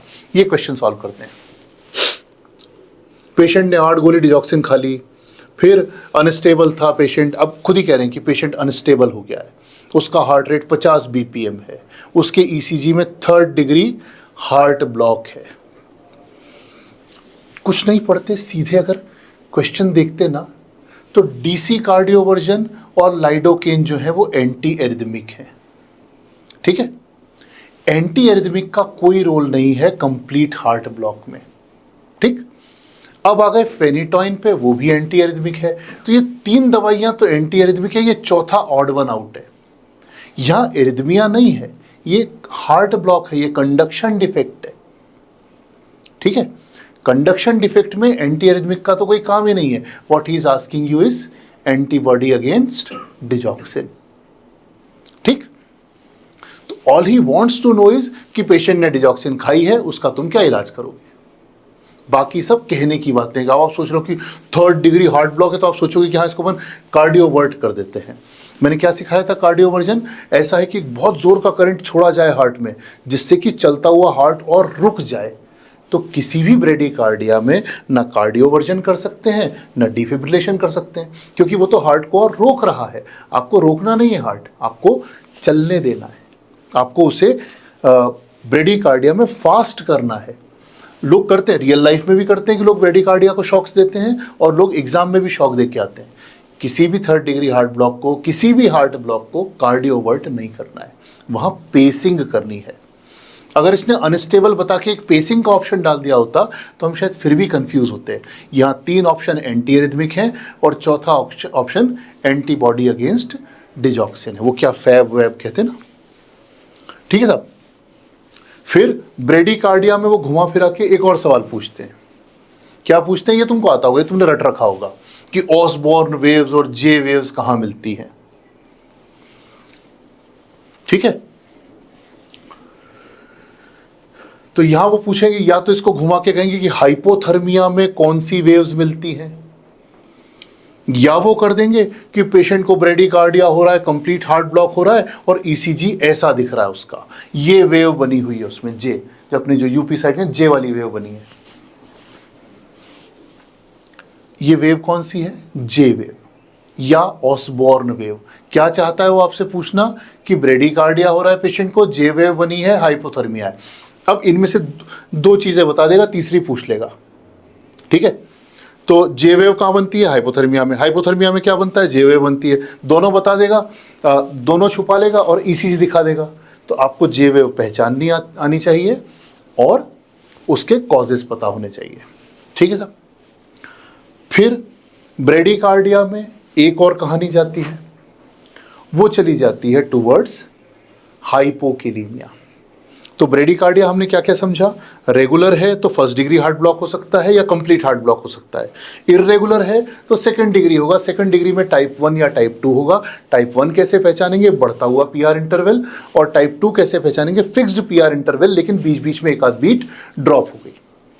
फिर ब्रेडिकार्डिया से हम घूम के आए दूसरी चीज़ों पे, डिजॉक्सिन टॉक्सिसिटी पे आए और जे वेव, ऑसबॉर्न वेव और हाइपोथर्मिया पे आए। अब कहानी कुछ भी होगी कि एक आदमी डूबते हुए से उठा के लाया गया और पूरा ठंडा पड़ा हुआ है, और कहानी बिल्कुल किसी पहाड़ी देश की कर देंगे, और सब करते करते करते तुमसे क्या पूछना चाहेंगे, J wave, Osborn wave, hypothermia, bradycardia. ठीक है। अब इससे थोड़ा सा हटके इलेक्ट्रोलाइट की तरफ चलते हैं और इलेक्ट्रोलाइट की एक 2 मिनट की बात करते हैं। ठीक है साहब। इलेक्ट्रोलाइट में पहली चीज जो हमारे एग्जामिनर्स को पसंद है वो है ये, बहुत पसंद है उन्हें यू वेव, जीवन में कभी नहीं देखने को मिलती, एक आध बार कभी मैंने देखी होगी। Flat T waves, ST depression और प्रोलॉन्ग्ड क्यूटी इंटरवल। बताओ ये क्या हो रहा है पेशेंट को, एग्जैक्टली ऐसा कैसा क्वेश्चन पूछा था। डायग्नोसिस, शाबाश, हटा लो। ठीक है, वो क्या करते हैं, वो सीधा नहीं पूछेंगे, वो कहेंगे एक पेशेंट है जो डायूरेटिक्स पे चल रहा है। आंसर वहीं मिल गया ना आपको, एक पेशेंट है जो डायूरेटिक्स खा रहा है, उसको ये हुआ। क्या हुआ है बताओ, हाइपोकेलीमिया। उल्टा कर देगा, एक पेशेंट है जिसको हाइपोकेलीमिया है, बताओ वो इनमें से कौन से डायूरेटिक पे होगा। तो आप चूज कर लो, हाइड्रोक्लोरथियाजाइड होगी या फ्रोसेमाइड होगी। ठीक, कभी कभी इसका उल्टा पूछते हैं। तो हाइपोकेलीमिया में क्या क्या मिलेगा, टी वेव फ्लैट हो जाएगी, यू वेव दिखने लग जाएगी, एसटी डिप्रेस हो जाएगा। इसको ऐसे समझना। जान के लिए ज्यादा खतरा कौन सा होता है, हाइपरकेलीमिया की हाइपोकेलीमिया, बताओ। जान को खतरा ज्यादा किससे, हाइपर से कि हाइपो से। ठीक है, हटा लो। तो यूं समझो कि जब ऊपर वाला किसी को बुला रहा होता है अपने पास, तो उसको टी वेव पकड़ के खींचता है। ठीक है, ये टी वेव है। तो जब भी ऊपर वाला किसी को अपनी तरफ बुला रहा होता है, अपने पास बुला रहा होता है, तो उसकी टी वेव को पकड़ के खींचता है ऊपर। तो पहले टी वेव ऊंची होती है, फिर धीरे धीरे एस टी भी ऊंचा होने लग जाता है, फिर धीरे धीरे क्यूआरएस भी ब्रॉड होने लग जाता है, फिर ऐसे टूम्ब स्टोन बनने लग जाते हैं, कब्र के पत्थर जैसे, और उसके बाद तो कुछ बचता ही नहीं है। तो हाइपरकेलीमिया पढ़ने जाओगे तो क्या होगा, टॉल टी वेव मिलेगी, और क्या मिलेगा, हो सकता है एसटी एलिवेट हो जाए पेशेंट के, और क्या होगा, ये खींचते जाओगे इसको तो क्यूआरएस ब्रॉड हो जाएगा, और क्या मिल सकता है बाद में, टूम्ब स्टोन की अपीयरेंस मिल सकती है, या साइन वेव मिल सकती है कि कुछ नहीं मिलेगा, बस वो एस जैसे बनने दिखने लग जाएंगे आपको। तो जब भी किसी को ऊपर वाला अपने पास बुलाएगा तो पहले टी वेव खींचेगा, फिर क्यूआरएस को ब्रॉड करेगा, फिर साइन वेव बना देगा, फिर पेशेंट चला जाएगा। इसका ठीक उल्टा हाइपोकेलेमिया में होना चाहिए कि वो उसको नीचे डुबाने की कोशिश करेगा, एसटी डिप्रेस हो जाएंगे, टी वेव फ्लैट हो जाएगी, यू वेव दिखने लग जाएगी। तो हाइपो और हाइपर में फ़र्क करना कितना आसान है। अब वो तुमसे सीधा हाइपरकेलेमिया नहीं पूछना चाहता, वो क्या पूछेगा, वो तुमसे कॉज पूछेगा। वो कहेगा एक पेशेंट को सीकेडी हो रखी है और उसको डिस्निया हुआ, उसको पैल्पिटेशन हुआ और ये उसका ईसीजी है, बताओ क्या है। उसको कह देना कि हाइपरकेलेमिया है। क्यों? टॉल टी वेव्स दिख रही है ना। आंसर हाइपरकेलेमिया का है ही नहीं, आंसर तो सीकेडी में ही छुपा हुआ है कि सीकेडी है तो हाइपरकेलेमिया होगा, किडनी पोटेशियम को निकाल ही नहीं पा रही। ठीक है साहब। फिर इसका उल्टा भी पूछ सकता है। वो क्या पूछ सकता है कि एक पेशेंट है, वो डायूरेटिक पे चल रहा है और उसका ये ईसीजी है, बताओ कौन सी डायूरेटिक खा रहा है। तुम कहोगे लूप डायूरेटिक्स खा सकता है या थियाजाइड्स खा सकता है, उनसे हाइपोकेलेमिया हो जाएगा। फिर क्या कर सकते हैं कि फिर कहानी घुमा के कर दे कि एक पेशेंट है जो हाइपरटेंसिव है और उसको एंटी हाइपरटेंसिव्स चल रहे हैं और ये 4 दवाइयाँ चल रही हैं उसे, इनमें से कौन सी दवाई है जो इसके लिए रिस्पॉन्सिबल है। हो क्या रखा है? हाइपरकेलेमिया। कैसे पहचाना हाइपरकेलेमिया? ये खींच के लंबा हो गया टी, ऊपर वाला बुला रहा है पेशेंट को, हाइपरकेलेमिया है पेशेंट को, वो 4 दवाइयाँ खा रहा है। चलो मैं ही नाम बता देता हूँ तुमको। प्राजोसिन खा रहा है, मेटोप्रोलॉल खा रहा है, हाइड्रोक्लोरथियाजाइड खा रहा है और स्पाइरोनोलेक्टोन खा रहा है। फिर से रिपीट करूँ, प्राजोसिन खा रहा है, मेटोप्रोलॉल खा रहा है, हाइड्रोक्लोरथियाजाइड खा रहा है और स्पाइरोनोलेक्टोन खा रहा है। कौन सी दवाई है जिसके कारण ये हाइपरकेलेमिया हो रहा है? बताओ, लिखो। हटा दो। तो पेशेंट को पोटेशियम स्पेयरिंग डायूरेटिक चल रही है। तो हमेशा क्या पूछेगा वो आपसे? एक बार आपसे पूछेगा कभी कॉज, कभी पूछ लेगा ट्रीटमेंट। हो सकता है कि इसी में वो आपसे ट्रीटमेंट करवा ले कि हाइपरकेलेमिया हो रखा, ईसीजी दिखा दे और कहे कि दवाई क्या दोगे। तब आपको अपने कैल्शियम ग्लूकोनेट और बीटा 2 स्टिमुलेंट्स और उस सब में घुस जाओगे, इंसुलिन में, ग्लूकोज इंसुलिन में घुस जाओगे। तो वो सीधे सीधे आपसे ईसीजी तो पूछना ही नहीं चाहते, वो तब भी आपसे ये पूछना चाहते हैं कि कौन सी दवाई खाने से पोटेशियम बढ़ता है, या पोटेशियम बढ़ा हुआ है तो पेशेंट ने कौन सी दवाई खाई होगी, या पोटेशियम बढ़ा हुआ है तो उसका इलाज क्या कर दें। Most of the time ECG के क्वेश्चंस में आपको सिर्फ और सिर्फ कॉज, ट्रीटमेंट, इस पर फोकस करना है। ईसीजी एग्जैक्टली देखने की ज़रूरत नहीं पड़नी चाहिए। अगर आपको ईसीजी देख के डायग्नोस करना पड़ रहा है तो यकीन मानो पेपर अच्छा नहीं सेट हुआ है। तो मुझे लगता है कि आज की क्लास को यहाँ पे रोक लें, काफ़ी हो गई, बच्चे भी परेशान हो गए होंगे। पढ़ाने को तो मेरे पास और अभी आधे घंटे का कार्यक्रम है, पर मुझे लगता, हाँ 2 घंटे हो गए। मुझे लगता है कि अब इस क्लास को यहीं रोकते हैं, अपन ईसीजी की क्लास फिर एक बार कर लेंगे। जो लोग रैंक बूस्टर में अंदर हैं उनके लिए अपन हफ्ते 10 दिन में बचा हुआ ईसीजी करेंगे और फिर उसके बाद एवीजी भी कर लेंगे। तो यहाँ तक की क्लास में आपको कुछ पूछना हो तो मुझसे पूछ सकते हो, मैं चैट बॉक्स का वेट कर रहा हूँ। परचेज में आपको कुछ पूछना है तो आप टीम से पूछ सकते हो। फर्स्ट लीड कौन सी देखनी है? एग्जाम में नहीं पूछा जाता, रियल लाइफ में सेकंड लीड 2 देखनी है। वेंटिलेटर इसमें नहीं पूछा जाता एग्जाम में, ठीक है। मोबिड्स टाइप 2, यहां रुक जाओ। मोबिड्स टाइप 2 का मतलब होता है, 1 मिनट हटा दो, हाँ। मोबिड्स टाइप 2 का मतलब होता है कि आपको ईसीजी में क्या दिखेगा? आपको हार्ट रेट स्लो सी दिखेगी, मतलब टेकीकार्डिया नहीं होगा। हम नॉर्मल रेट और ब्रेडिकार्डिया को एक साथ ग्रुप करेंगे एग्जाम में। तो आपने देखा हार्ट रेट 150-200 है तो वो आपको कार्डियोवर्जन, डिफिब्रिलेशन और इन सब चीज़ों में घुमा रहा है। यदि हार्ट रेट आपकी 50, 60, 70, 90 है तो देखो कि अगर क्यूआरएस क्लम्प हो रहे हैं, 3-4 का झुंड आता है, फिर 3-4 का झुंड आता है, तो समझो कि ये 2nd डिग्री हार्ट ब्लॉक है। अगर एकदम स्लो और रेगुलर है तो 3rd डिग्री है। अगर रेट नॉर्मल सी है पर पीआर इंटरवल बहुत बढ़ा हुआ है तो वो टाइप 1 है। अब आ जाते हैं मोबिड्स टाइप 1 और टाइप 2 पे। मोबिड्स टाइप 1 में क्या होगा कि पीआर इंटरवल अभी है, फिर बढ़ा, फिर और बढ़ा, फिर एक पी आएगी जिसके पास क्यूआरएस नहीं होगा। हर पी के बाद क्यूआरएस आना चाहिए भाई, एट्रिया डिपोलराइज हुआ है तो वेंट्रिकल भी होने चाहिए। मोबिड्स टाइप 2 में क्या होगा कि वैसे तो सब ठीक चल रहा होगा लेकिन बीच में रैंडमली एक पी आ जाएगी जिसके के पास क्यूआरएस नहीं होगा। टाइप 1 में क्या होगा, धीरे धीरे पीआर इंटरवल बढ़ेगा और एक बीट ड्रॉप हो जाएगी। ड्रॉप हो जाएगी मतलब पी वेव आएगी लेकिन क्यूआरएस नहीं आएगा। और टाइप 2 में क्या होगा कि पी वेव और पी आर इंटरवल चलते रहेंगे, नॉर्मल रहेंगे, लेकिन सडनली एक पी वेव आएगी जिसके के पास क्यू आर एस नहीं होगा। तो टाइप 1 में बढ़ा बढ़ा बढ़ा और ड्रॉप, इसमें नहीं बढ़ा नहीं बढ़ा नहीं बढ़ा लेकिन फिर भी ड्रॉप। तो टाइप 2 में ड्रॉप बीट्स बिना पी आर इंटरवल के बढ़े आएंगी, टाइप 1 में drop beats P R interval के बढ़ने के बाद आएंगी। और दिखाओ प्रश्न। कोर्स की वैलिडिटी क्या है, तुम्हारे निकलने तक की वैलिडिटी है, जो पहली बैच है उसके लिए अलग रखेंगे। पीएसवीटी और वीटी में ईसीजी में क्या डिफरेंस दिखेगा, ब्रॉड क्यूआरएस और नैरो क्यूआरएस का। हटाओ, नोट्स मिल जाएंगे, नोट्स तुम्हारे पर्सनल में व्हाट्सएप ग्रुप में मिल जाएंगे। एबीजी की क्लास कब होगी, जब होगी तुमको बताया जाएगा। ECG updates for rank booster, हाँ रैंक बूस्टर में ये वीडियो डल जाएगा, इसका रिकॉर्डेड लेक्चर रैंक बूस्टर में डलेगा। कार्डियो वर्जन डिफिब्रिलेशन में फ़र्क ये होता है कि कार्डियो वर्जन में आप क्यूआरएस के साथ सिंक्रोनाइज करके शॉक देते हो, डिफिब्रिलेशन में किसी बीट से कोई मतलब नहीं, बस आप सिर्फ शॉक देते हो। ठीक है साहब, तो कहानी को यहीं पे वाइंड अप करें। आप लोगों ने इतने धैर्यपूर्वक मुझे सुना, इसके लिए धन्यवाद। आप लोगों में से जिन्होंने परचेज किया है, इसके आगे की क्लासेस रैंक बूस्टर में मिलेंगी आपको। Thank you so much.